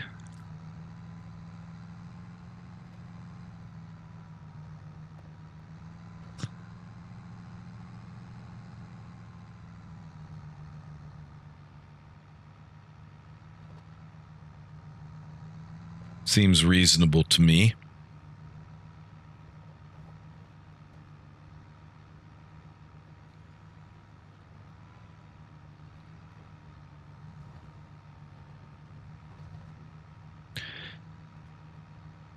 I do believe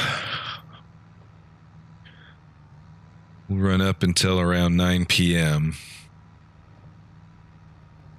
and then we'll call it.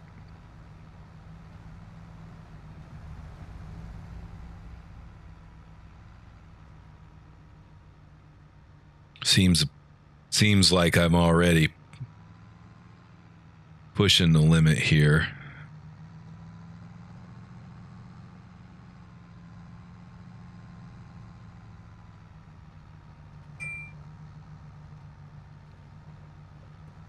Pushing the limit of what I can do. So we're going to shut down.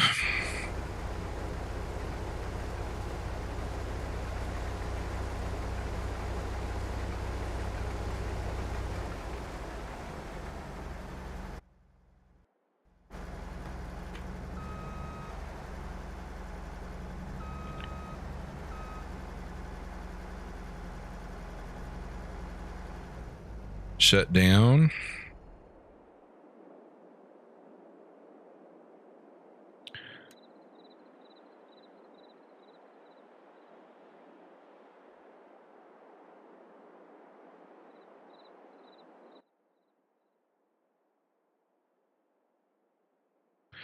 And as much as I don't like leaving everything out for the night, that's what we're going to do.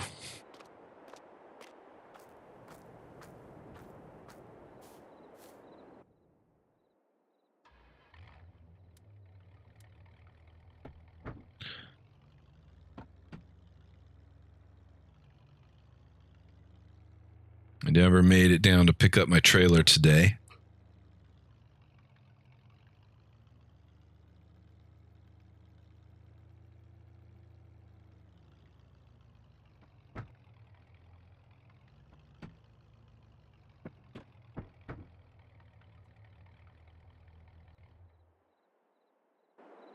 I need to...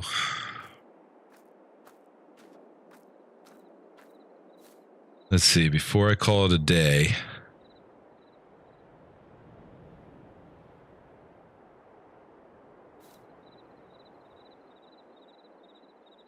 There's two things I want to do. Firstly, why are my...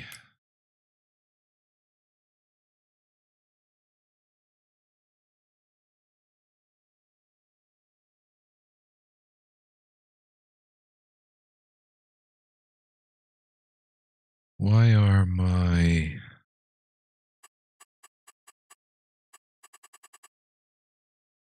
triggers turned off?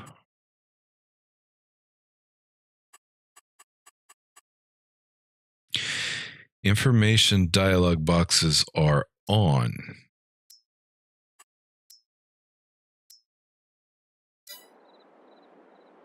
Are they?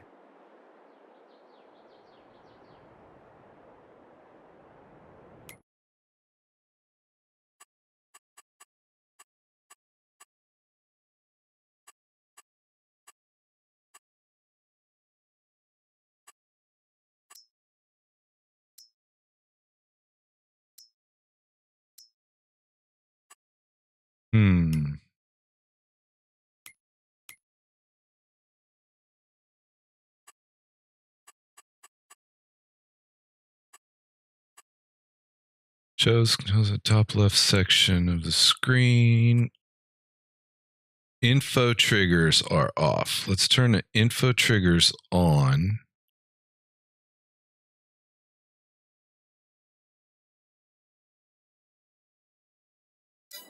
No.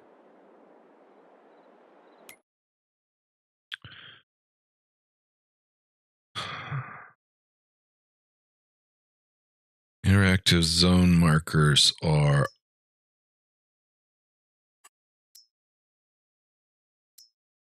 Yeah, I want info triggers off and I want zone markers on. That's what I want. Okay. So first things first, let's go to the shop. Sales, nothing changed. Then let's go to sleep. Summertime, summertime. Wake up early.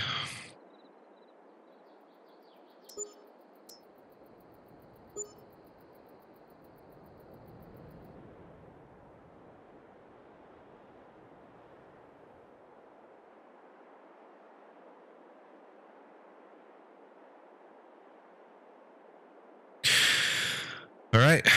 Good morning. Nice looking morning. Shop sales didn't change.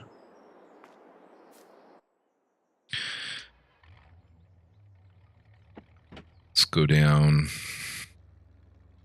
Get back to work here. I really need to fix this driveway. It's a bit of a mess.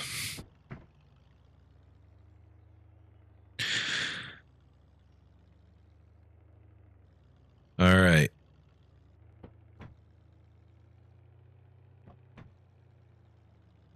I've got a ton of work to do today.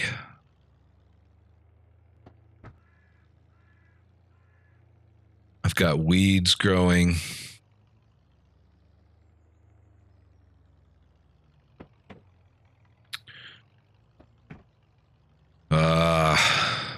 Okay. Only thing we can do is get started. Let's park over here.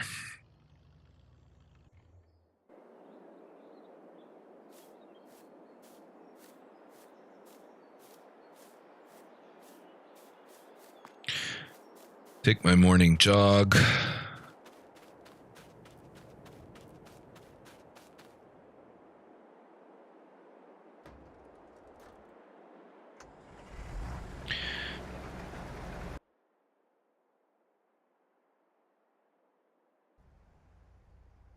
All right. So, I got to get these bales up.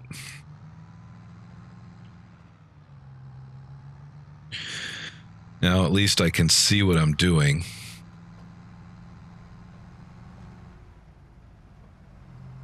Problem is even though I can see what I'm doing, I apparently don't know what I'm doing because I forgot to turn the baler on. So we need to turn the baler on, and we need to make sure it's lowered. Lower pickup. Automatic is on. Okay, now we've got the baler on. Right? Looks good.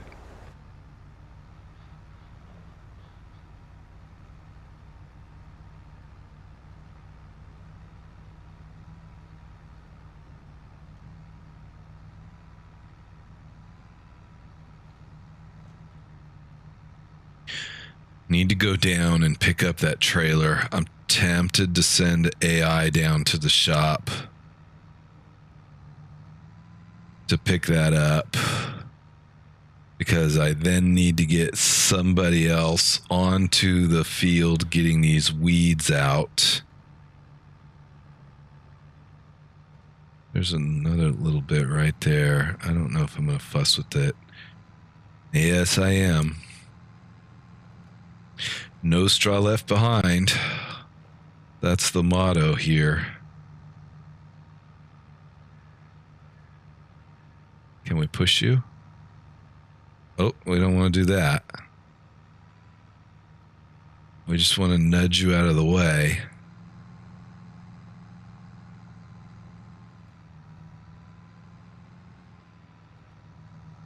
Looks like we got it. Most of it anyway. Let's swing through here and pick up these little bits.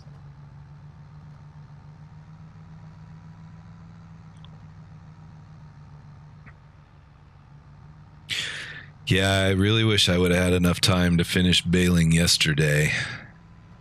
A little bit disappointed that I didn't get it finished.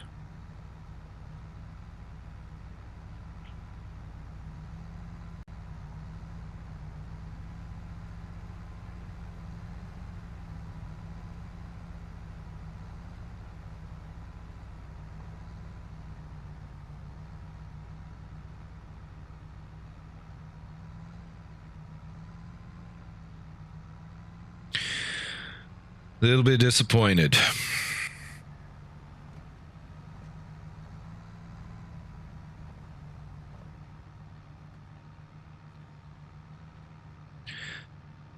But it's the way it is.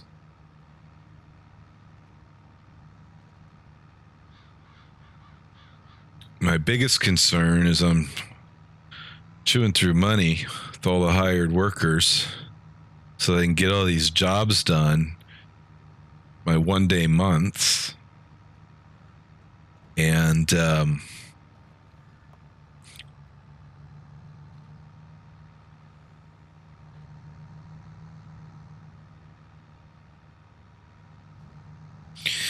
yeah. So I think what we're going to have to do is sell some of these bales right away. Just put a little bit of money back into the account.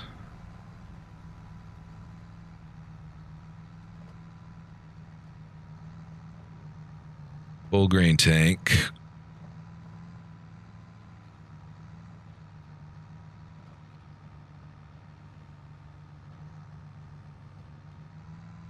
Let's turn around. Get lined up. Well, let's just go ahead and drive down there because I got to back it out again. Now, that's one thing I don't understand, right? Course Play has it all figured out. When we're full, we're going to back out and pull away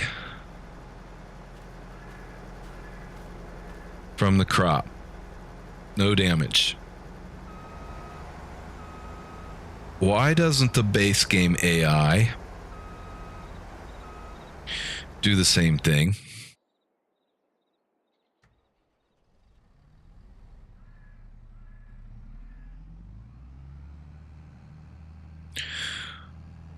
Why doesn't the base game AI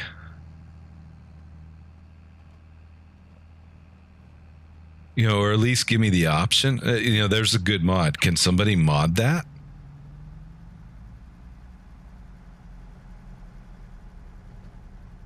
Could the course play people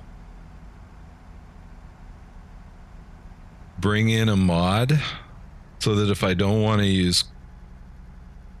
Huh? Am I full? I'm full. All right. Let's go empty. Yeah, can the courseplay people bring in a mod so if I don't want to use courseplay, I can at least have the in-game base game AI? I'm not going to drive that way. Base game AI pull away from the crop when they're full. They automatically put the pipe out. All they got to do is back up, pull away. That one little portion of the script that courseplay uses seems like it would work fine.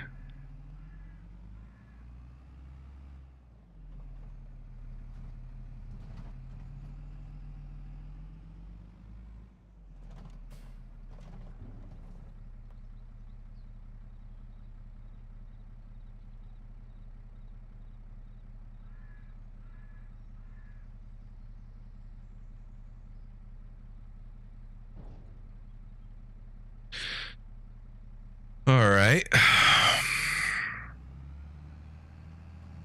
Lots of weeds to deal with today. Lots of weeds. I need to get somebody working on that pronto.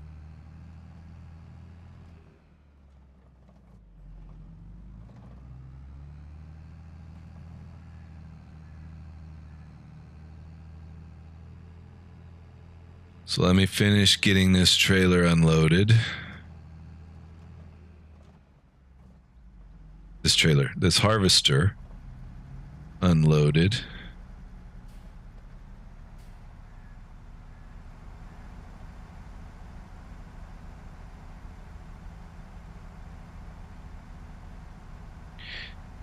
And restarted.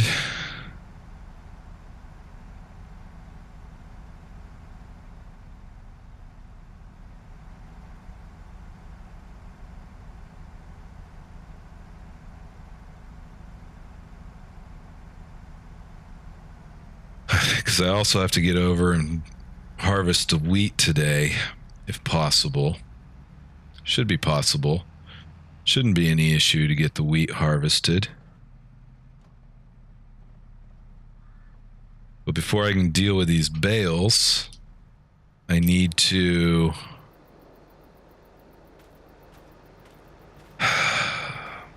go get the bale trailer. Oh, I forgot. I need to get that harvester started up again.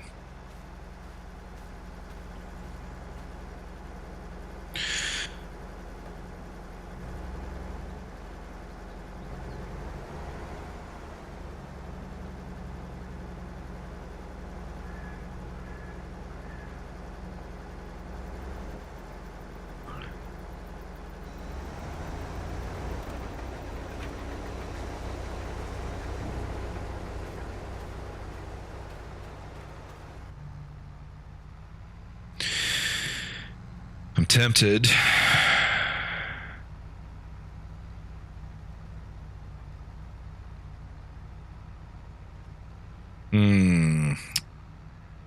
Okay, I've got a plan. It's not an ideal plan.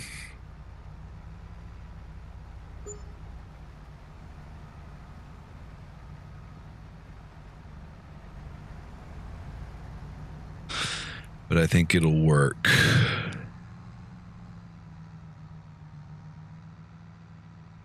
All right, so let's get to the end of the row.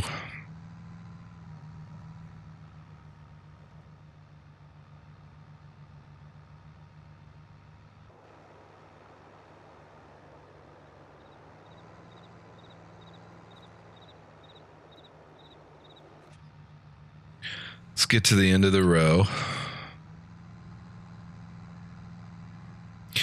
Get some things in motion here.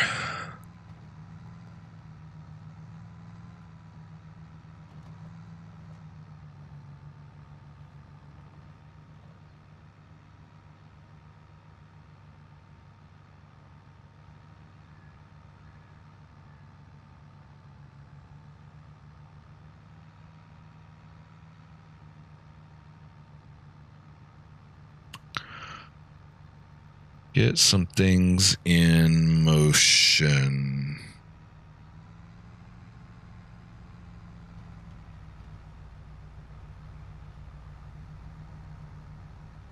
All right, first thing we're going to do is turn this off, disconnect it, get down to the shop and get a trailer.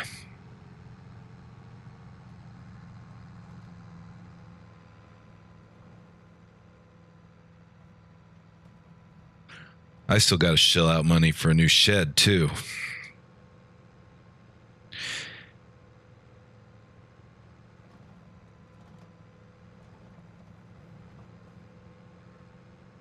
Yeah, I don't really want to spend more money right now, but I just don't know. Stop and go. I just don't really know what else to do. Can't lease a shed.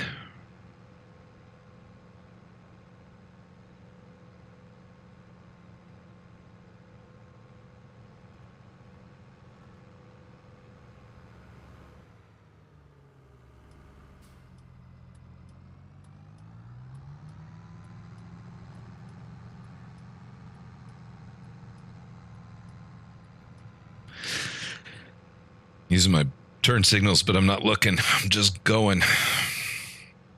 Need to go, go, go.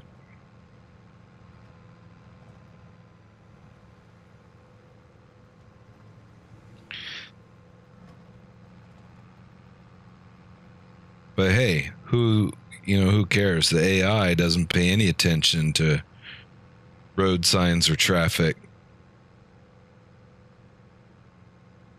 I guess they pay a little bit attention to traffic.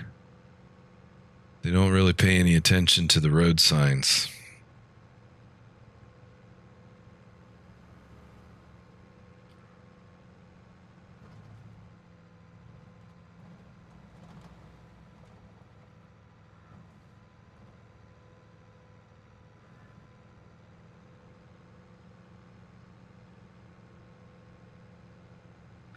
So we'll pick up the bale trailer, we'll get up, we'll get bales cleared off of the first field. I'm not even going to fuss with the weeds today. I'm just going to get it planted.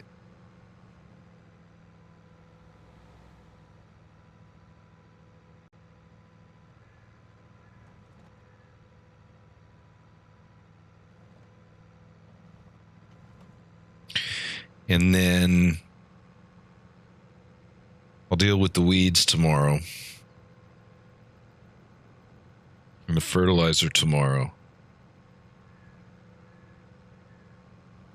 But I'm just going to go ahead and get it planted today.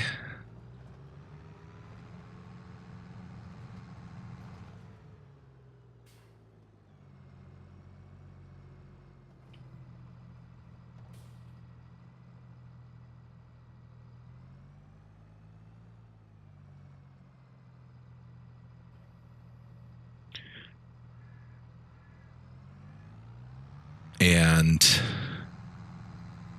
I gotta get canola in the ground. It's my last day, I believe, to plant canola. See while I'm on the straightaway here if I can take a look at that real quick.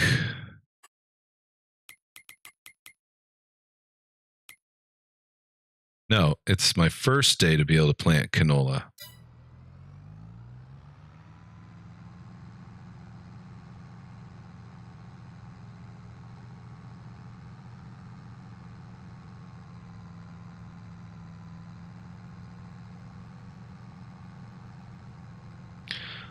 So I can technically plant canola tomorrow too. But I have to, absolutely have to get everything harvested today, or I'll have still too much to do again tomorrow.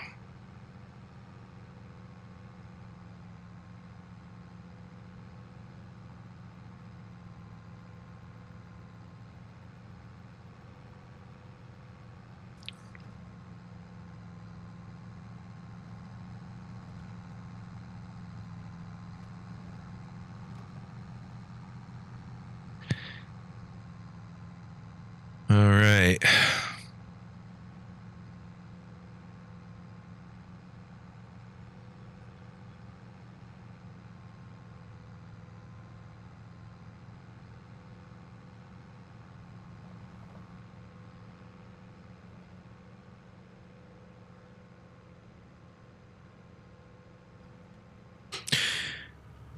Yep. Not only do they ignore the stop signs, but for some reason, they think they need to come off the freeway and then immediately get right back onto it.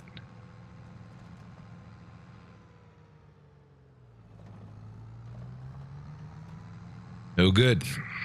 It's no good.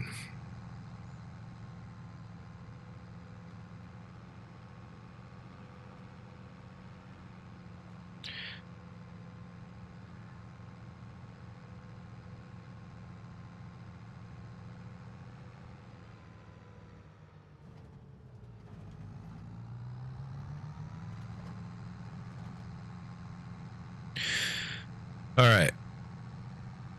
We are back.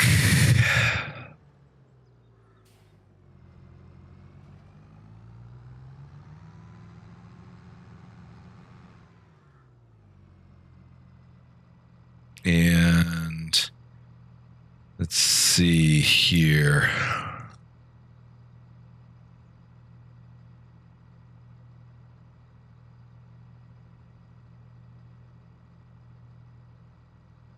One and three.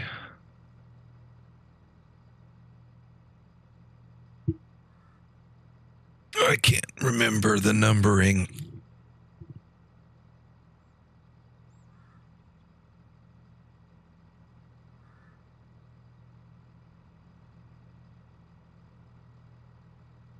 One plus three. 6 and 4 is my engine.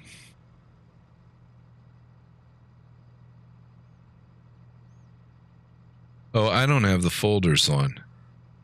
That's why. Operating position. L2 and square.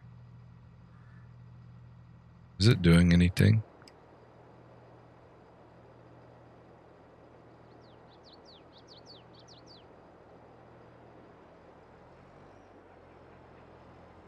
And then does it auto load?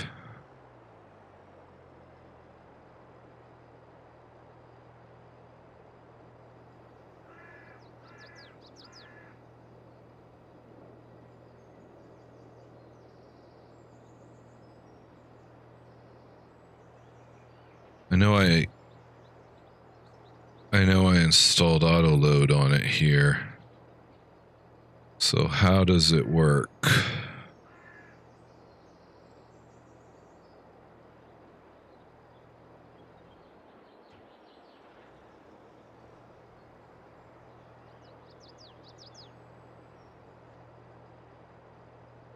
How does it work?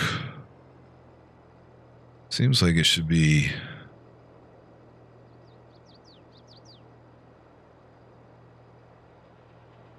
operating position.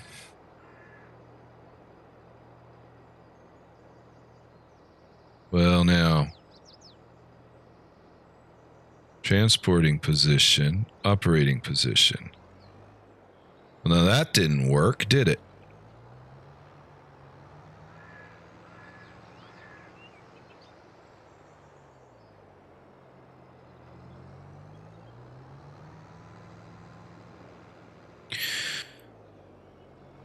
We've got a problem.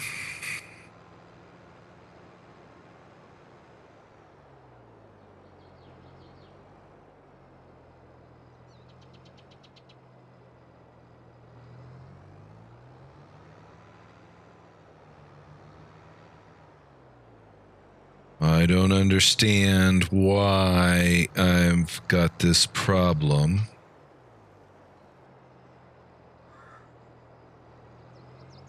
Let's try L2.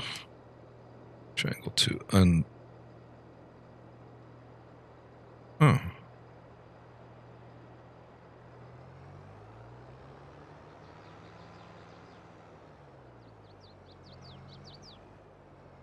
But we're not still.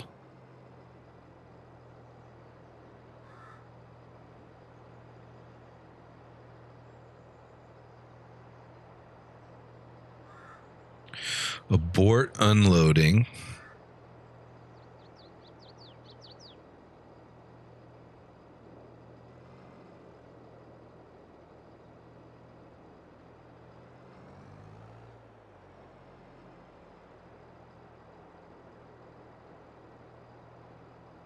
But where did my auto load go?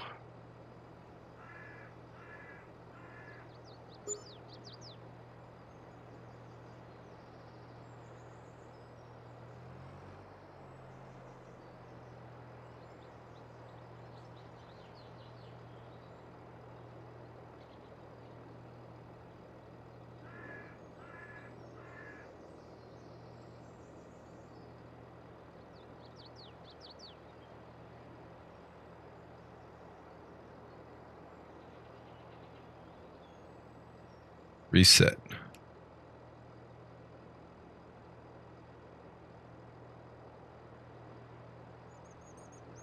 Okay.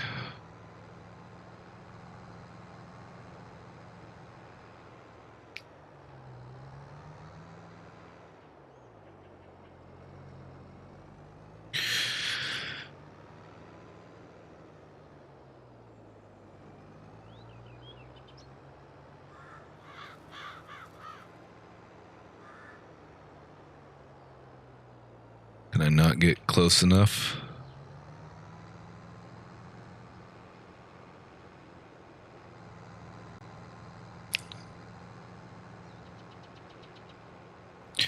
I really just want to get this field here ready.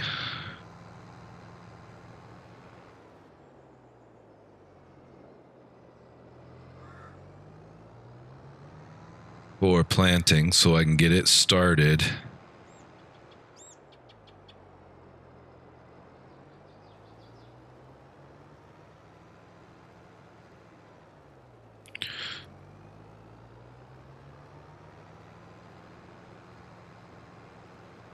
Now I'm starting to like the trailer a little bit better.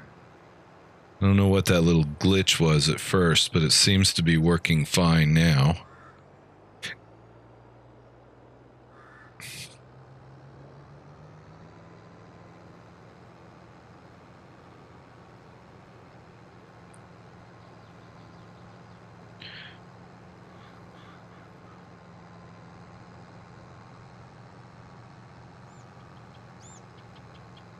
Are we full up?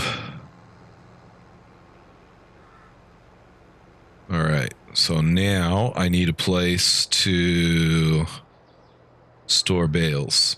Or I need to go sell these bales. But I want to continue.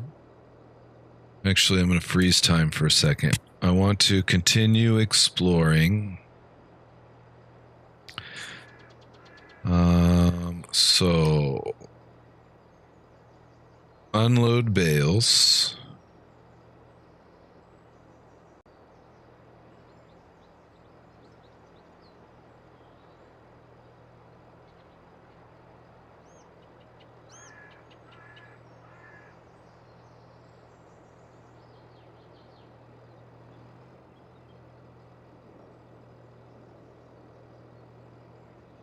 Unload. I see.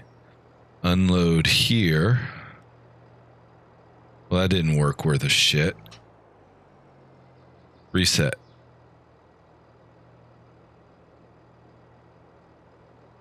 Operating position. Transporting position. Unload bales.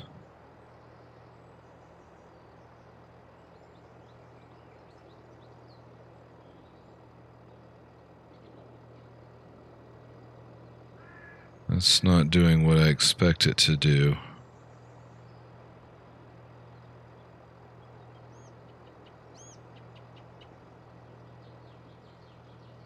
I think I need to look at my mapping to make this work.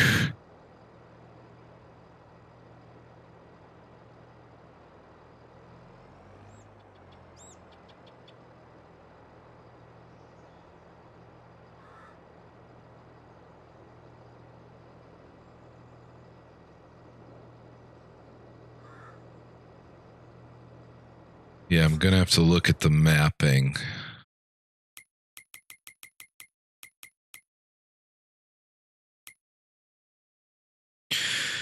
The mapping for the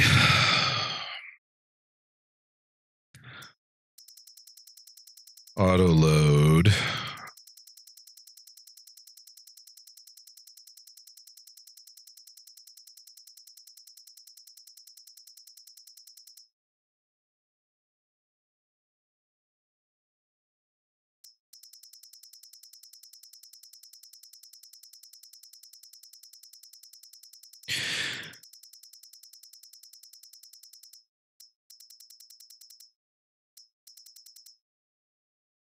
Because I should be able to position them where I want them.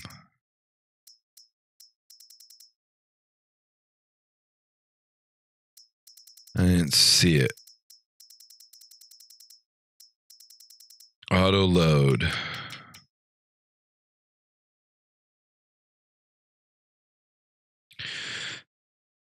It's a timber auto load.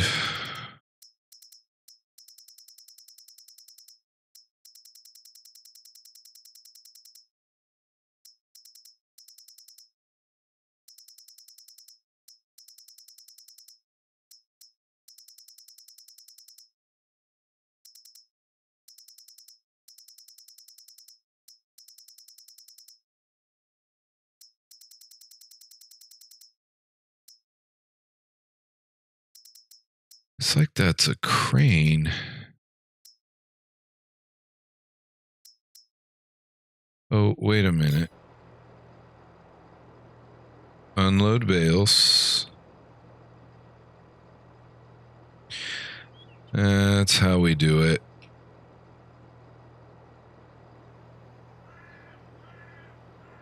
That's how we do it.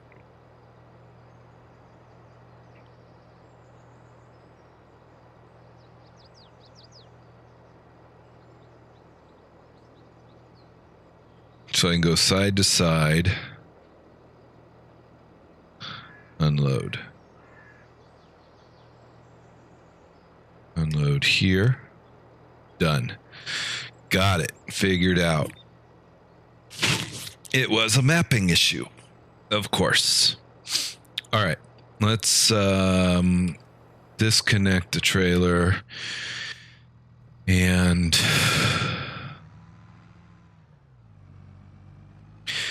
go back to the baler. Where's the baler? There's the baler.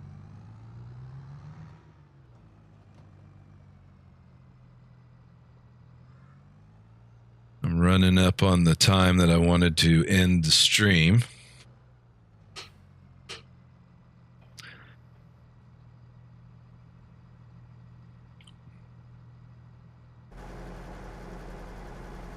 Good news is I can empty this. Let's do a couple of other things first. All right, so start the engine on the Fent. Where am I here? All right, let's go over here.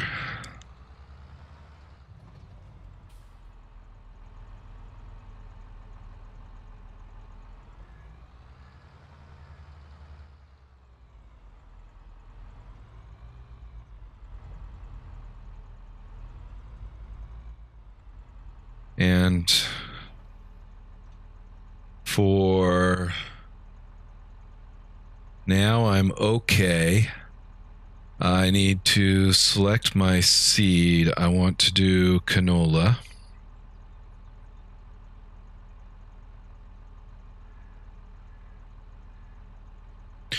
Close the help screen. and get down to the field.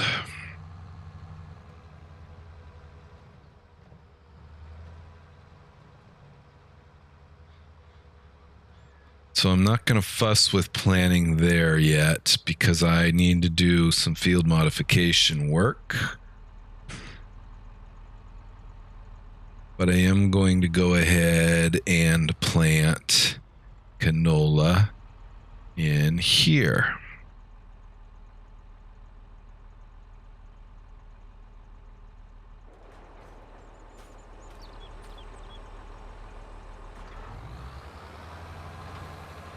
Now, my understanding is it's going to plow these weeds under. I should be putting fertilizer down. 50%.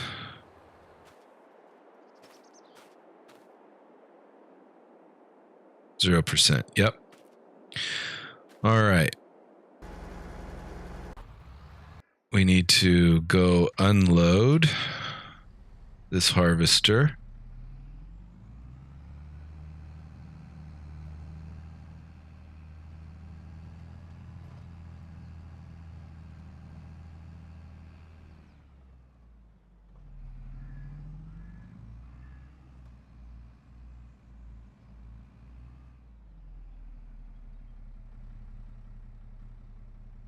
Huh. Okay. Looks like my hired help overshot. Got some seeds planted in the wrong field back there.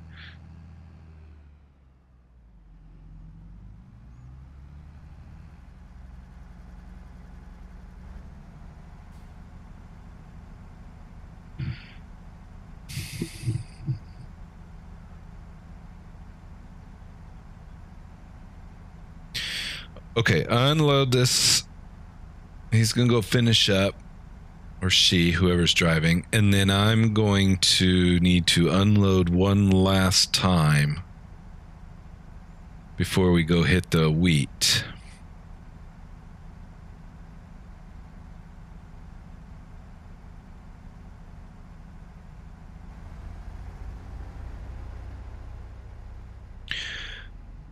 So let's just move out of the way.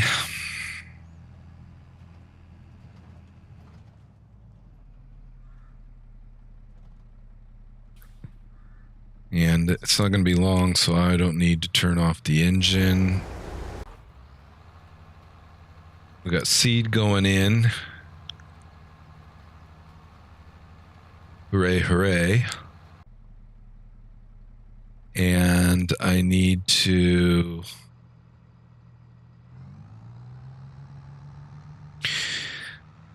keep baling. So let me just do a little bit of baling while we get the harvest finished here.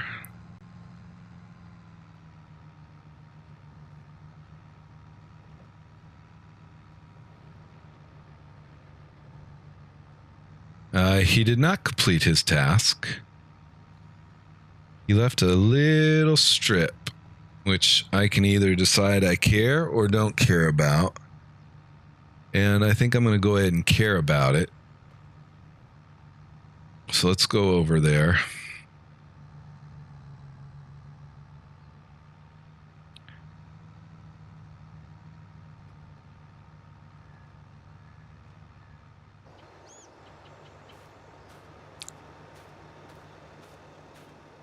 Get this taken care of, huh?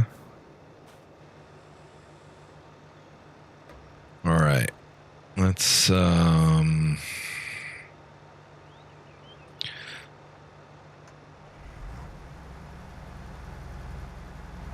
just do this.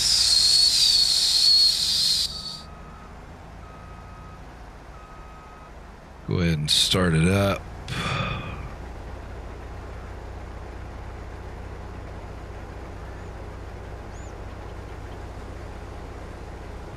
Get down to the end.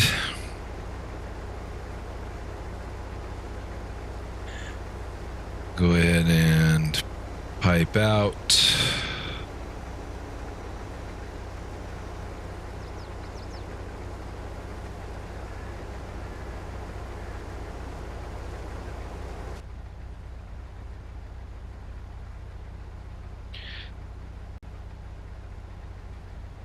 Might as well get it all.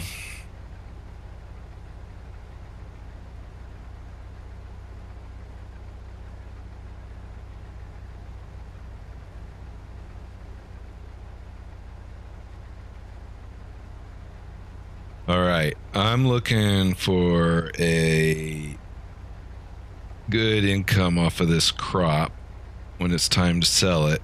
I can't wait for the phase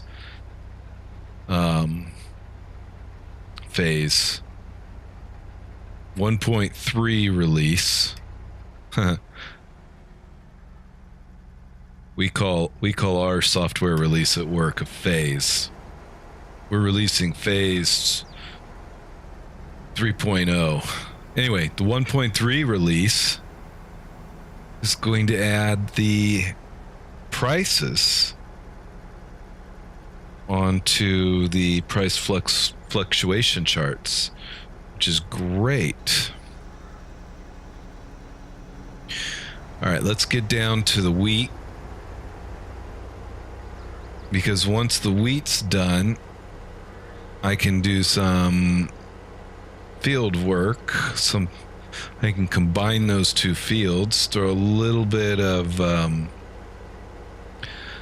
lime on there, I think.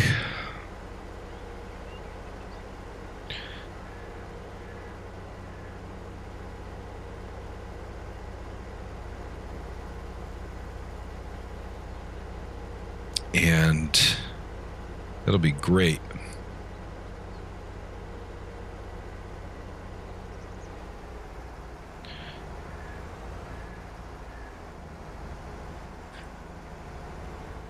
Sorry for driving outside the cab. I just don't like driving harvesters. I'm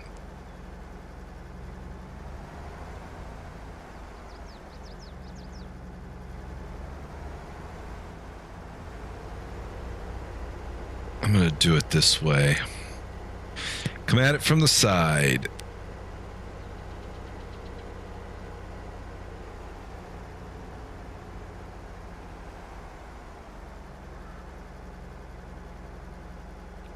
Oh, I forgot to unfreeze time. All right, well, that's all right. I make up for yesterday where I forgot time was running and I got off on a tangent.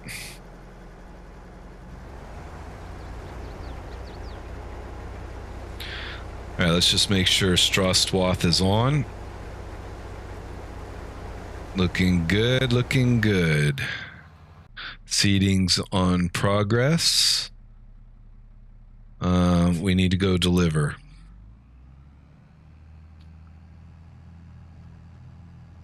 So this trailer will be ready for the wheat.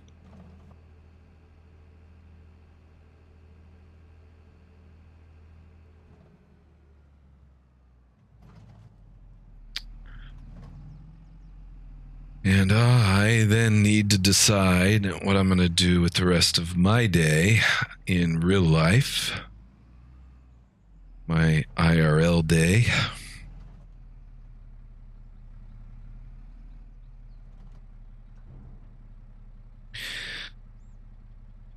I really have a craving today for buffalo wings. The nearly impossible to find, highly elusive buffalo wing.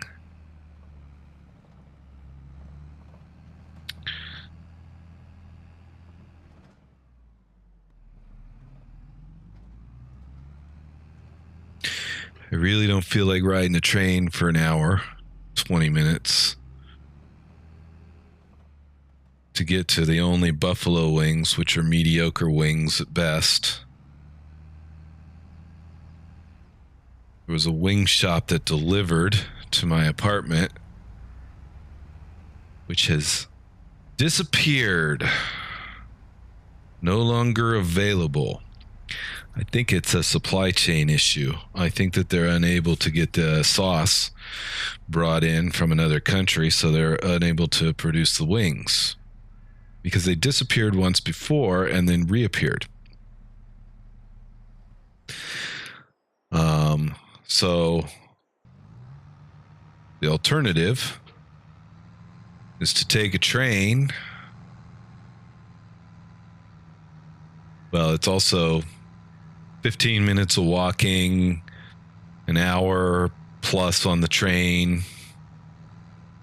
another 5 or 10 minutes of walking to get to the one remaining Hooters restaurant in the country.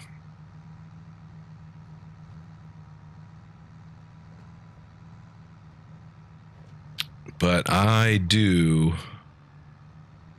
have a craving for some buffalo wings.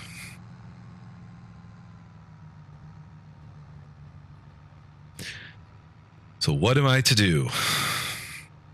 I don't know if I want to go today. Maybe I'll go tomorrow. The other thing I can do is I can go try to round up some ingredients. There's a shop about 15 minutes walk away. Actually, it's at the train station where I would catch the train, where I can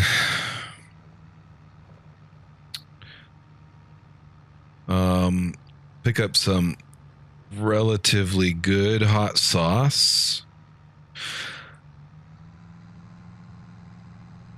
Actually, the one hot sauce I get is extremely good. Very, very flavorful. Habanero sauce. Love it. Good spice level. It's not really quite the right hot sauce for making wing sauce, but it'll work.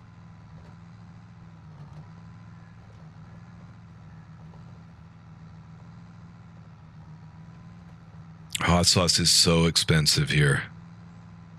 It's just not popular. It's just not popular.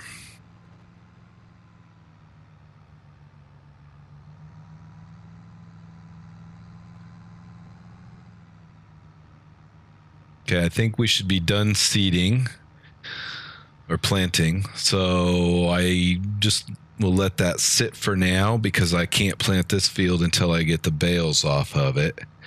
Can't get the bales all the way off of it until I finish the baling. Step by step, we'll get it done. All right. So I think what we'll do is we'll get the baling done.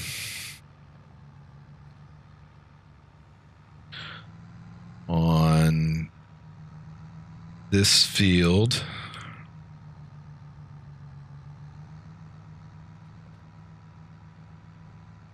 Get it planted. Look at putting a shed in.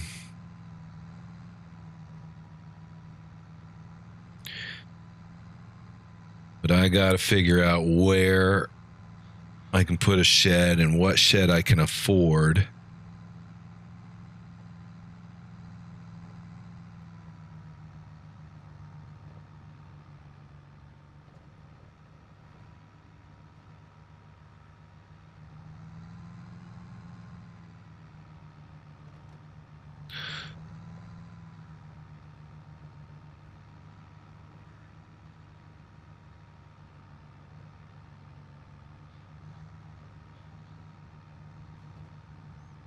So, maybe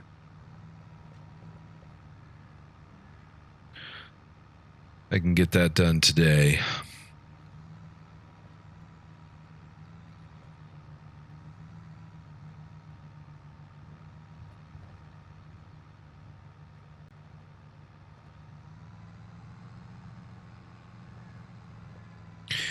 Well, I'm gonna do this because there's a little patch over here.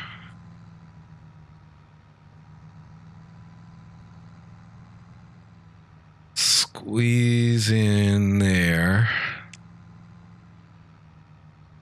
And then head up the last row.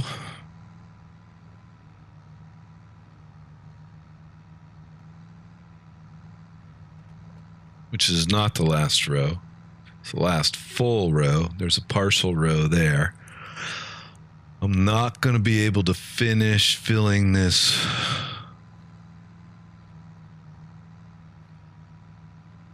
last bale. Where am I? This could work out just right. Maybe I'm not going to leave too much in.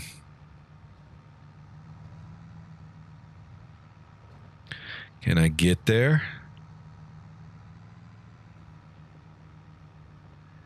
Nope. 94%. All right, so now I'm on a hunt. Can I finish it off with the little bits remaining?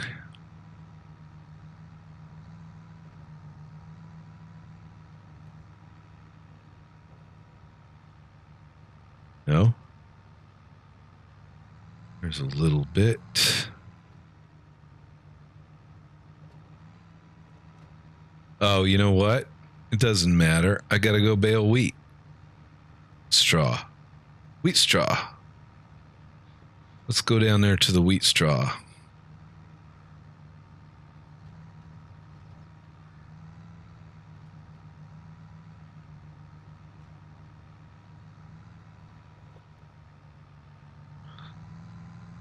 Yeah, there's not a lot of little bits remaining here. It would be so nice if I could make it perfect, but then I'm going to go do the wheat straw, so it doesn't matter.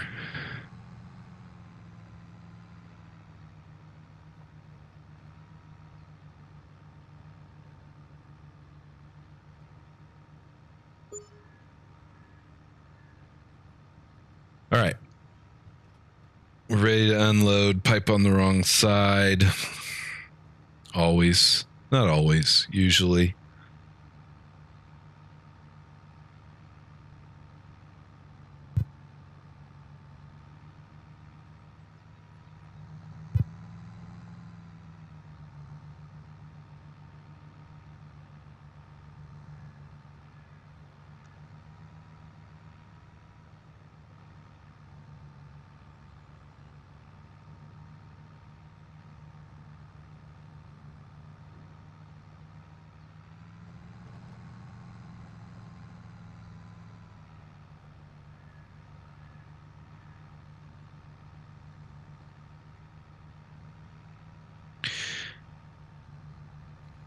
Okay, so I was driving really slow there because I wanted to understand how the baler works in case I want to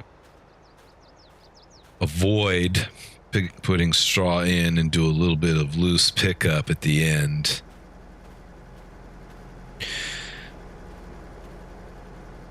They had that new mod come out for bunker silos that will take your leftovers.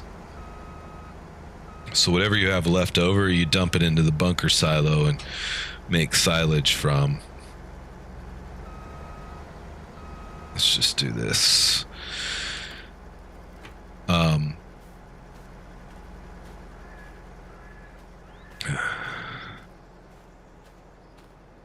not super into that. I don't see the huge benefit of dealing with leftovers in that way. I suppose it could make sense in some cases, but there's a part of me that thinks, why not just store the leftovers and use them next time? Right? Can't quite see in the mirror. Or can I? No, I can't quite see in the mirror.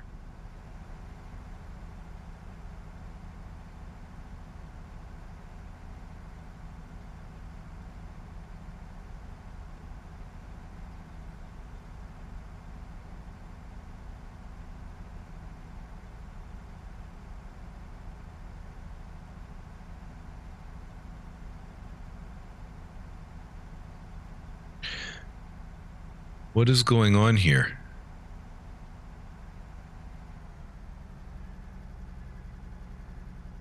I don't understand what happened there.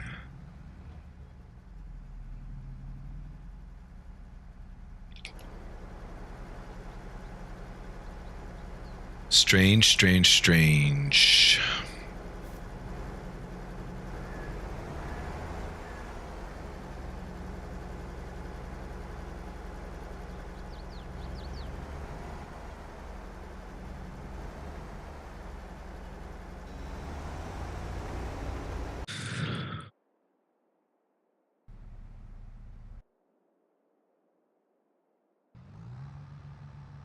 All right. I need to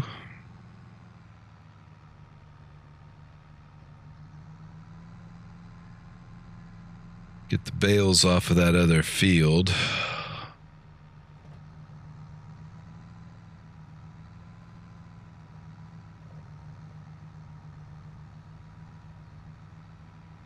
So that I can seed it.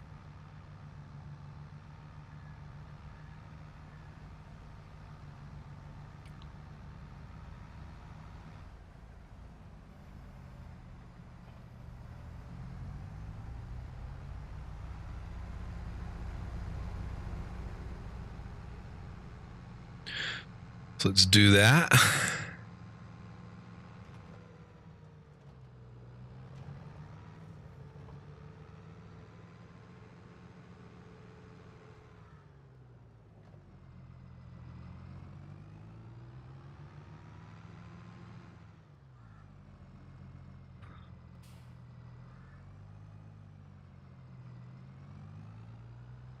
And then let's decide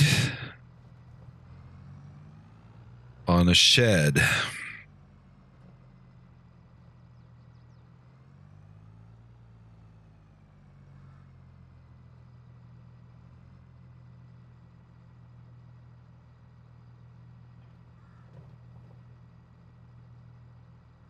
So I'm not a fan of baling, but the fast baler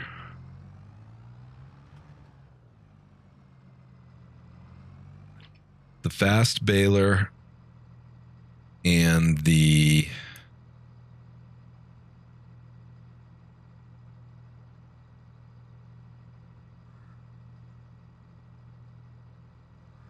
I think that's right. The fast baler and the auto load trailer make baling enjoyable.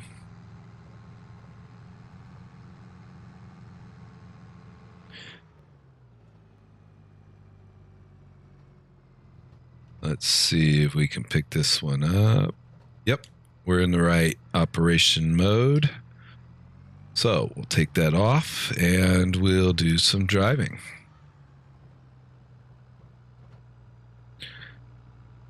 Just need to drive by each bale. Close enough proximity for it to load.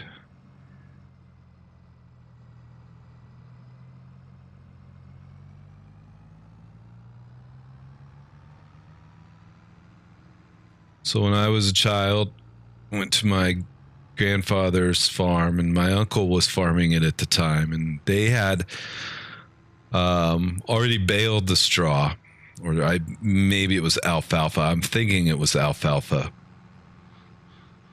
and the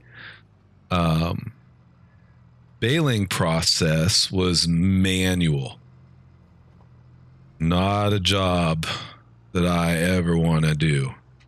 And by manual, I mean they had the relatively small rectangle bales in the field. They had been already baled and they were sitting in the field and they needed to be picked up.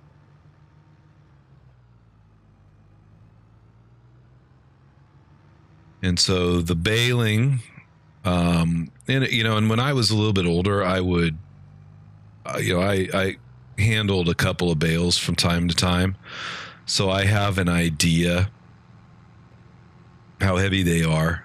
It's not a fun job. Of course, you've got to wear gloves. The wire does dig into your hand even with the gloves on. But the job was you grab the bale with a bale hook in one hand and the wire, if I remember right, the wire in the other hand.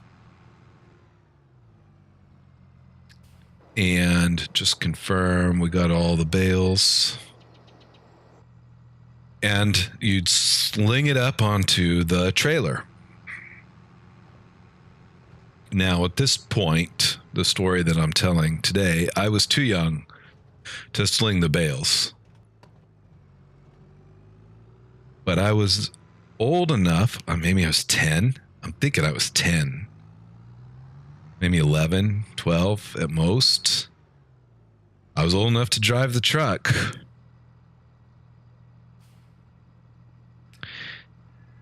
But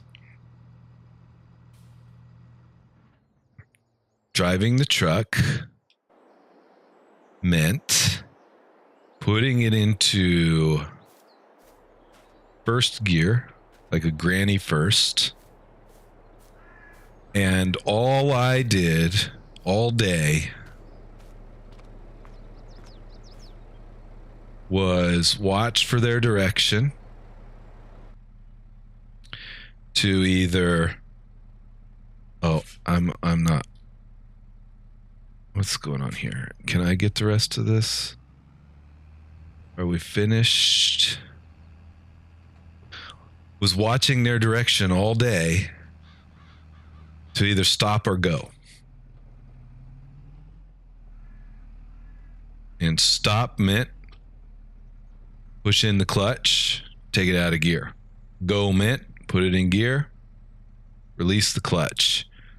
There was no gas pedal operation necessary.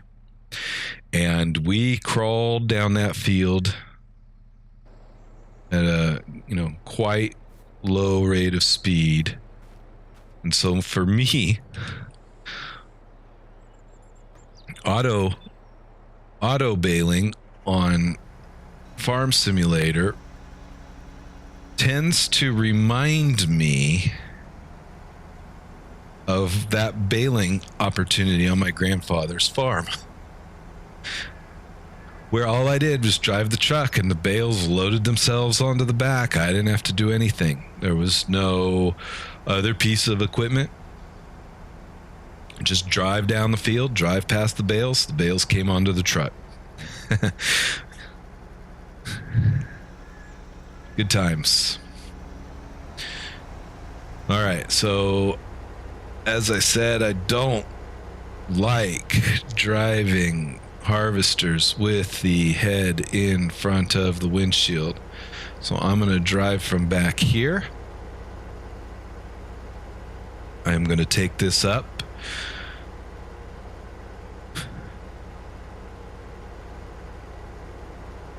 And wash it off and put it away.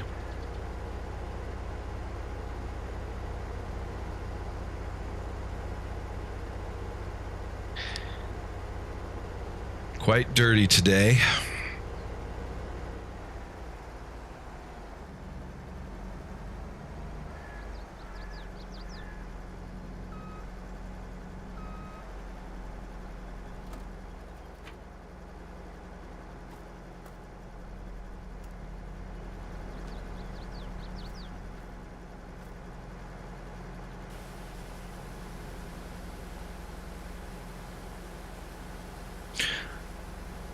I like the current mapping for my pressure washer. The original gamepad mapping meant that I could walk back and forth, and that was it. But now I've got it mapped out to where I can swing that pressure washer around, hit all of the spots. Feels more real.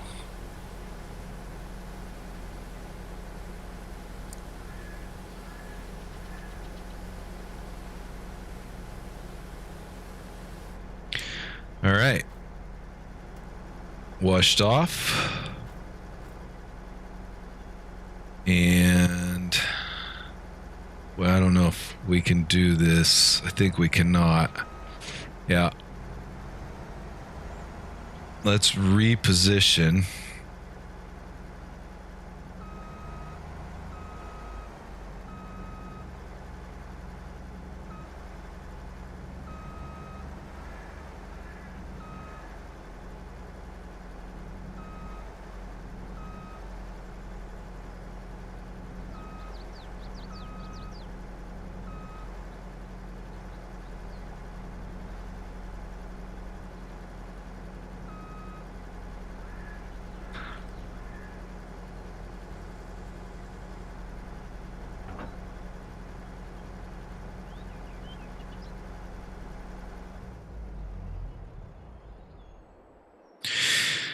And we are done with harvesting for a while. Well, look at that. Apparently we cannot get that set just right.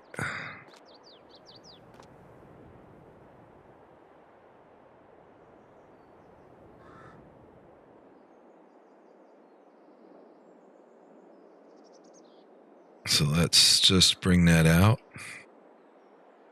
Oh, I thought I let go.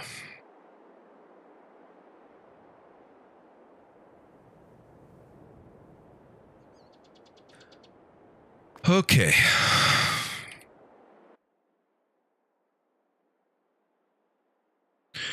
We can continue seeding.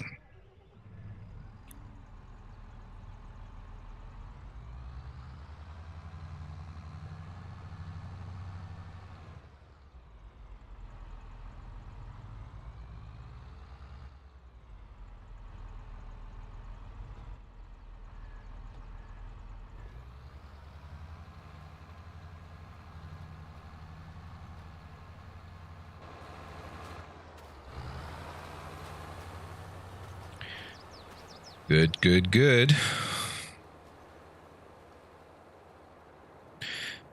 And now we can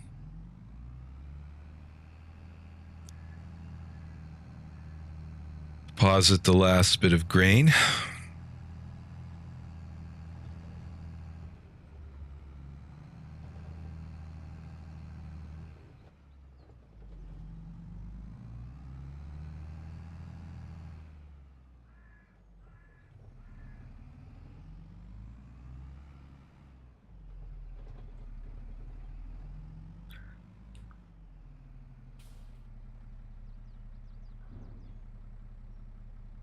I'm going to go park the trailer.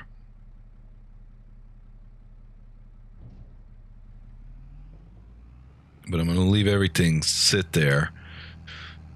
I do need this tractor for other purposes, but I'm not ready for those yet. Let's pull in here.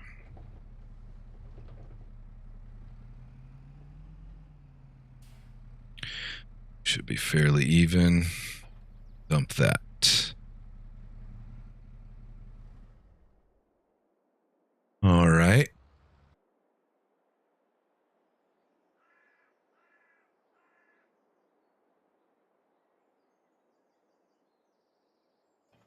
Got to finish baling.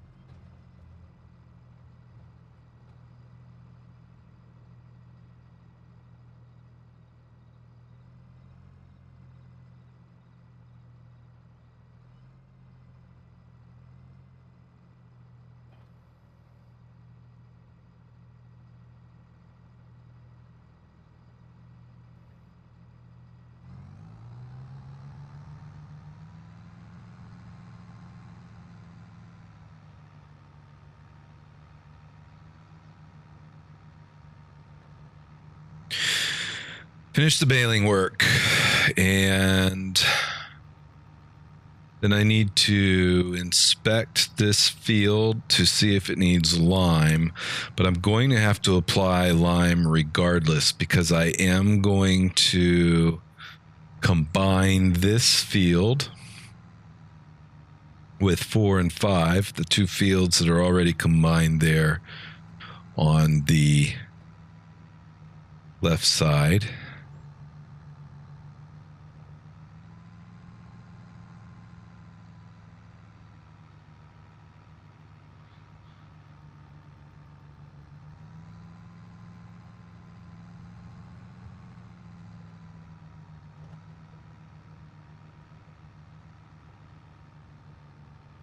And when I combine them, I'm going to need to lime that section.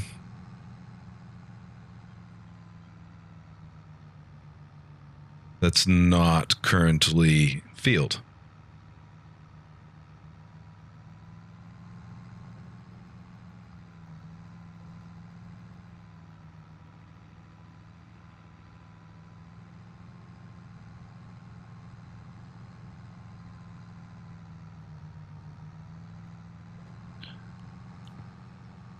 I've already had this baler for 2 days. I don't want to pay for a third day. So as soon as we're done baling, I'm going to go ahead and return it. And because I've got so much work to do, I'm just going to call the shop and have them come pick it up.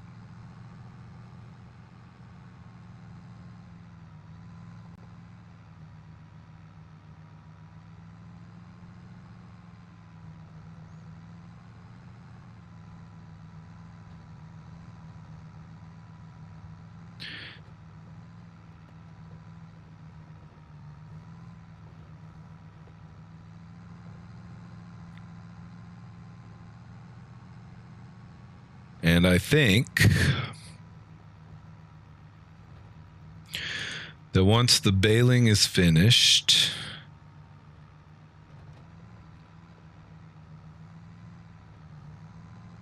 and the planting is done, and I've dealt with combining the fields, but there's still so much work to do. Lime and storing the bales. I need to prioritize that. I don't know that I'm going to do all of that today.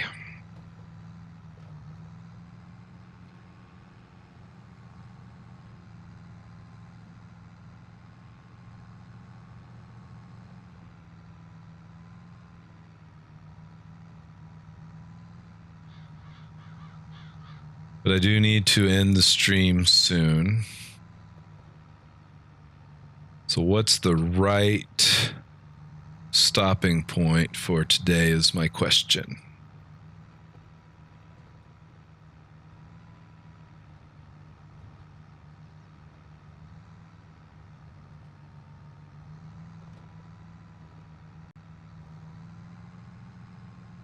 Welcome to my stream, bot.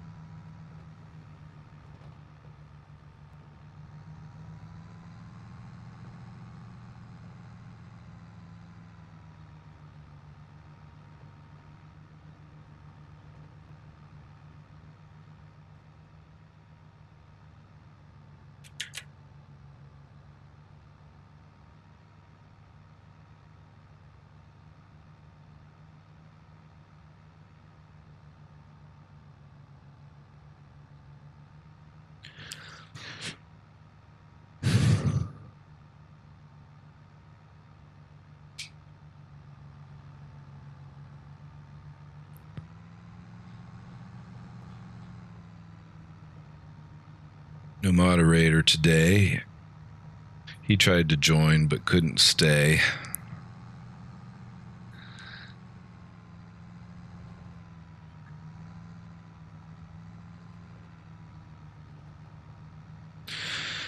That's all right.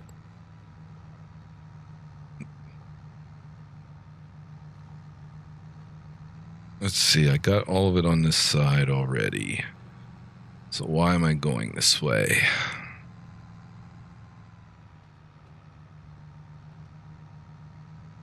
I've got this strip, and then I got one little piece. And I really shouldn't have done this because I can't fill it.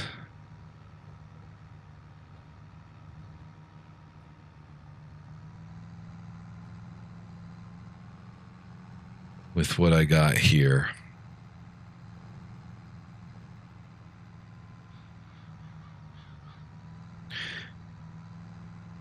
And I dump it. It wouldn't have been a problem. Well, there's one other option I can do. It wouldn't have been a problem if I had bought this baler, I could just let it sit in here till the next time. All right, so let's look at that.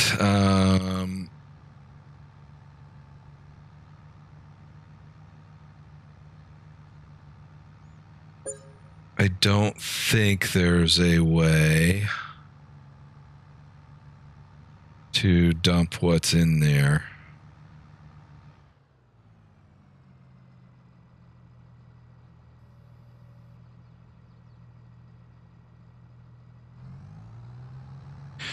But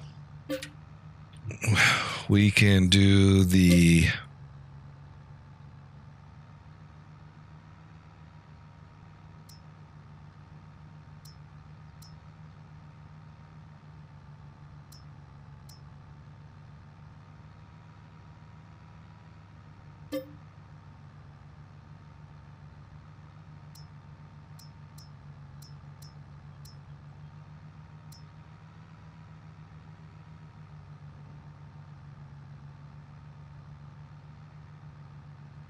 now, can I drop that bale?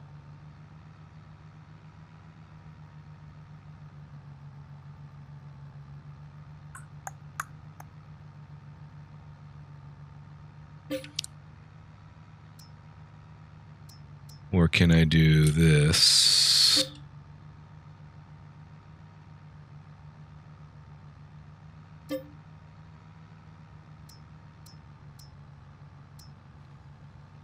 %. Dropped. Go to the store.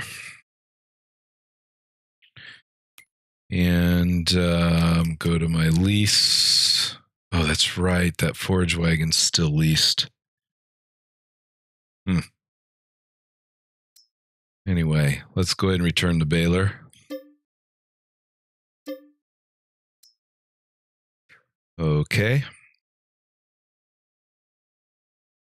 Need to buy a forage wagon. I gotta find one on sale. Speaking of sales, I don't think there's anything for sale at the moment. Well, there is this Kloss, but I'm not driving a Kloss harvester at the moment. All right, let's go back.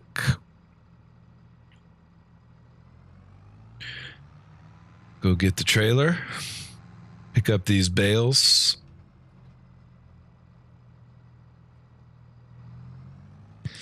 Get some bale storage.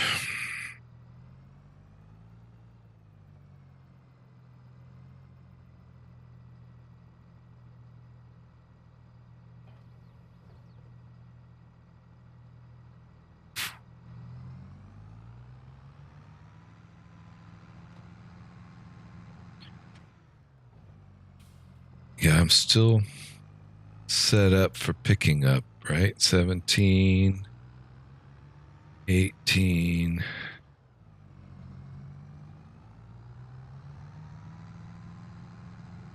19.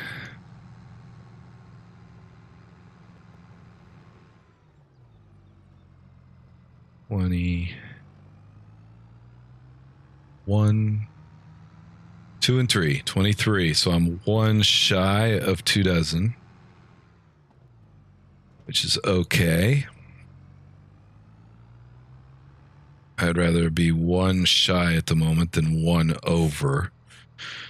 And to just do a double check, that's all of them.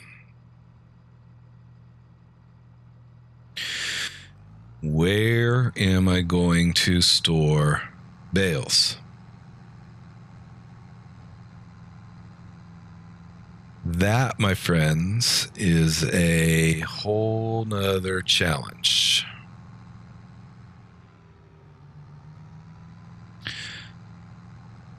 I'm going to need to install a shed, and I'm going to need to have a location for the shed. And I really prefer that the shed doesn't cost more than about $12,000. So,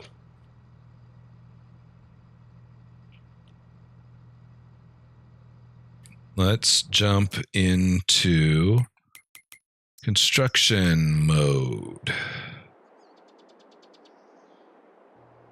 And for construction mode, I need to first find a shed.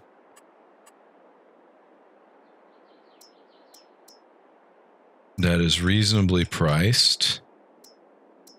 I want a pull-through shed.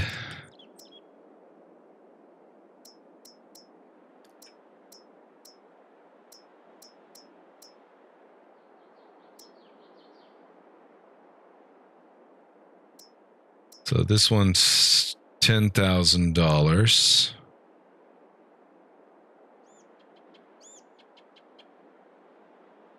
Could easily store quite a few bales in there.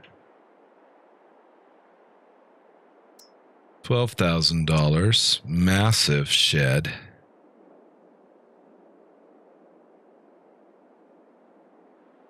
Very easily store bales in there. Too big. 13.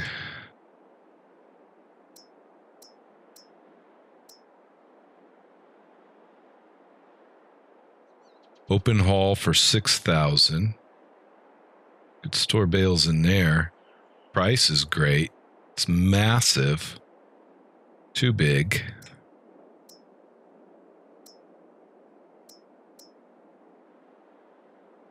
$4,000.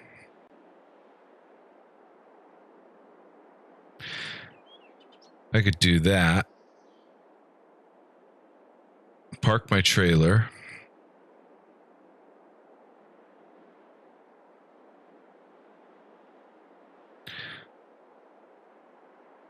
Park all the trailers in there, actually.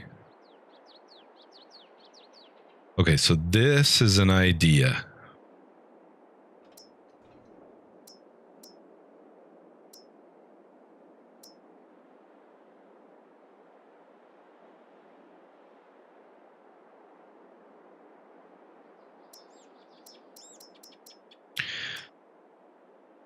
$30,000, $40,000. I'm liking the $4,000 shed. It's cheap. It's too cheap, actually.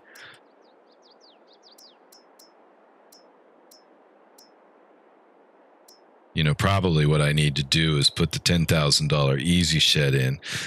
That one, $10,000 is believable. That $4,000 shed wouldn't cost me $4,000. Could put an old barn in. Easy shed. You know, I could easily put those in there and still have room for my... You know what? I think I'm going to do an easy shed. So now the question is, where do I put the easy shed? One option is here. But I don't really like that position. One option is here.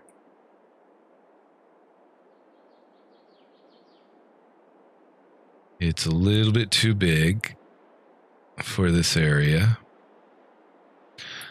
One option is over here,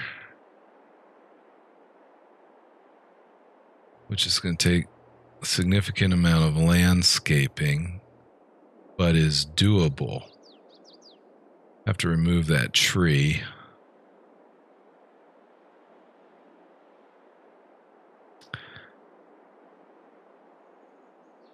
This is an option. Landscaping is a little bit more under control. Bushes there.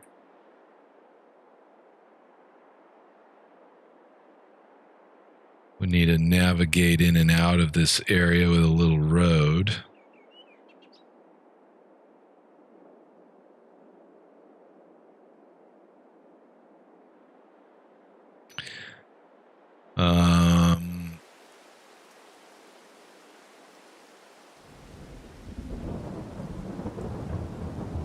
It's raining.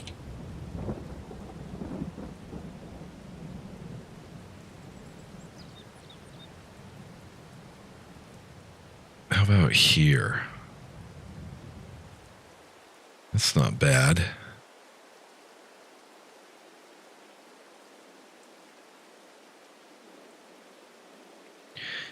And I looked up here. If I came down here,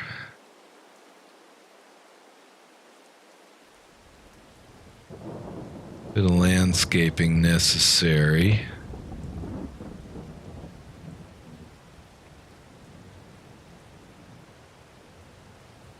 I'm tempted to put it in here.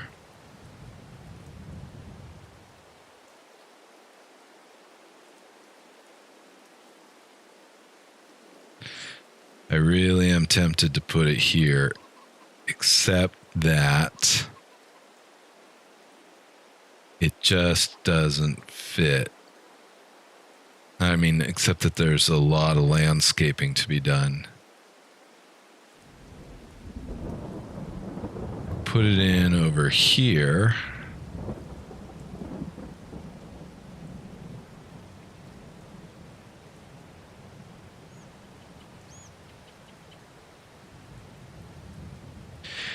Which is actually not a bad idea.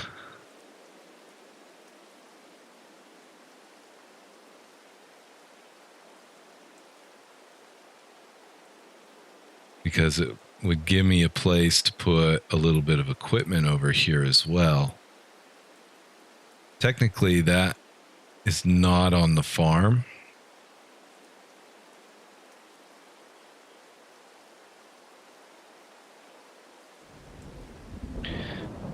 But that's kind of a good place.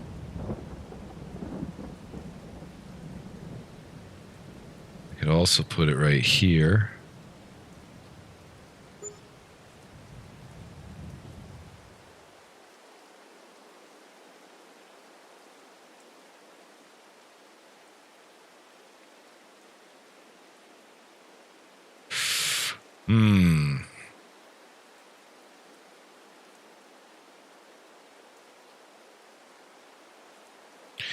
Difficult.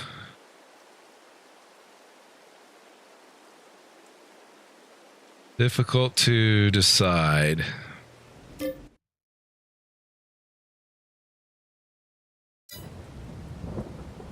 Let's go back into the sheds again.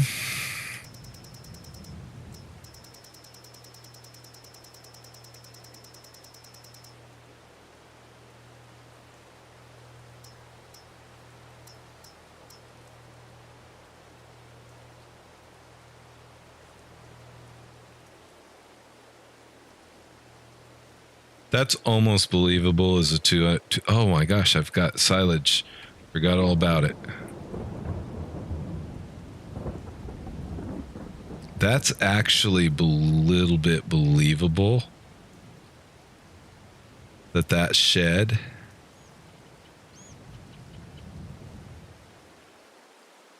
That's interesting. $2,000 a little on the low end for that.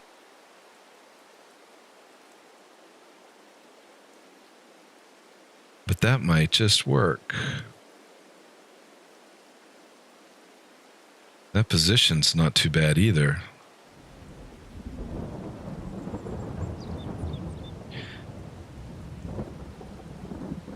I kind of don't want to do it like this because that corner protrudes into the driving area.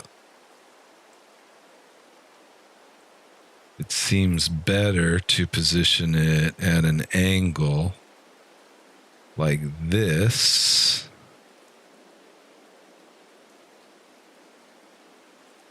Right up against the roadway. That would work. We could also adjust the angle as I had it initially. Put it in this area here.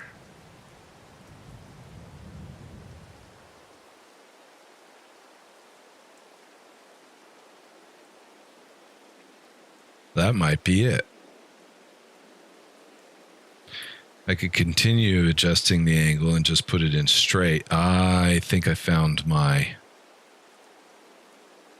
preference.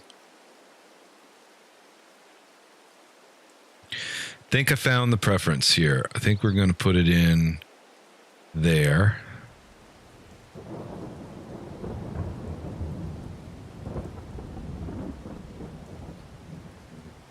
I am nervous that that's going to raise that too much.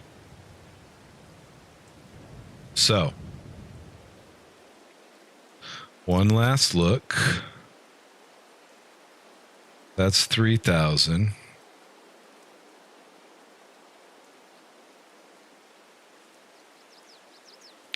And big. That's 6,000 and too small.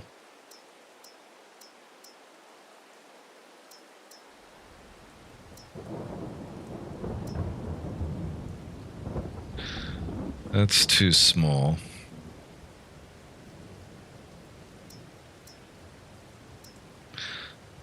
That one's doable.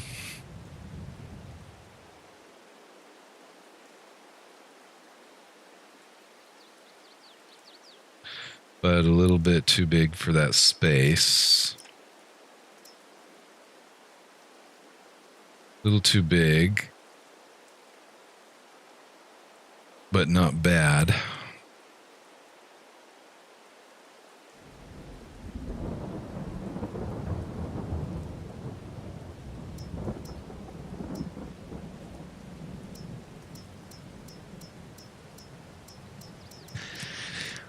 All right.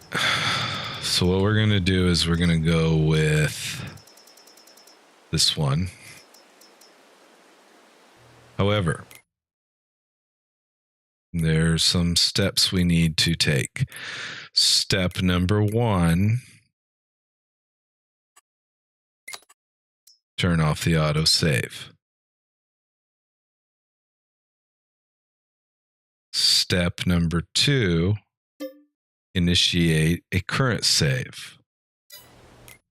Step number 3,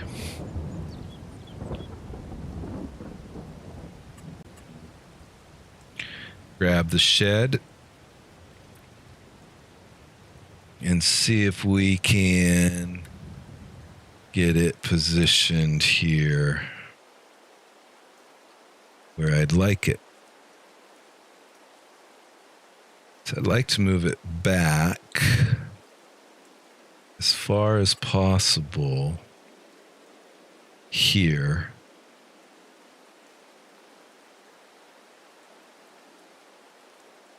I don't really want to pull that tree out. I think it's going to go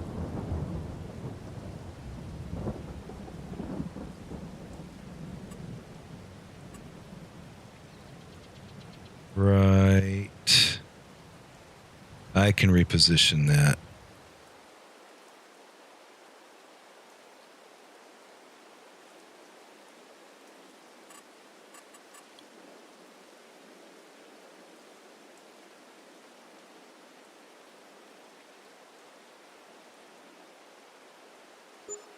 Oh, it's done. And lo and behold, we created some problems. All right. So, let's go look at the problems we created. Problem number 1.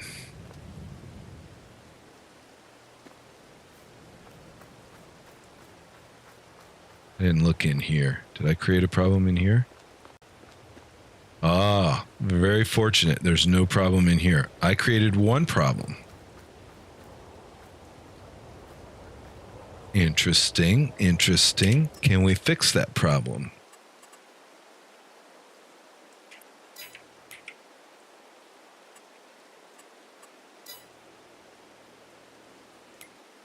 Why is that?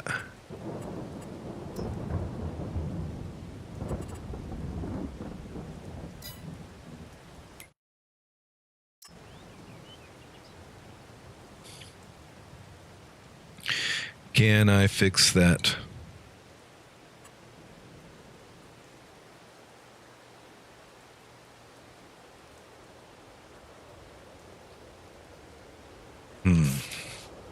All right, so I think we want landscaping, flatten.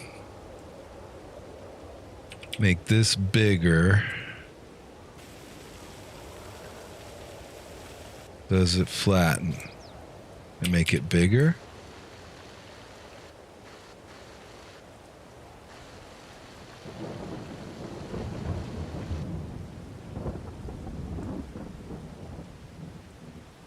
Why does it bring that down and not this?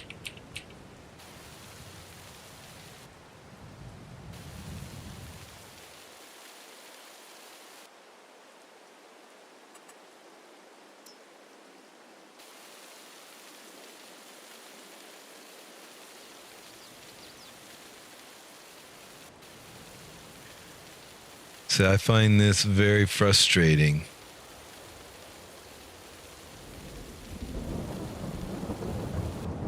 I can fix this if I want to replace the other shed.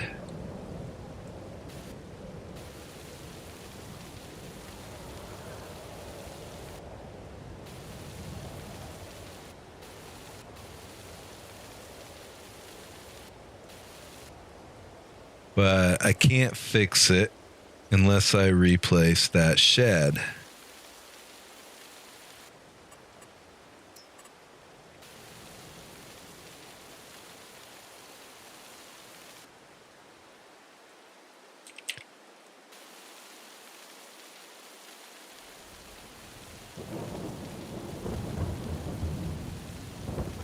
So that's unfortunate.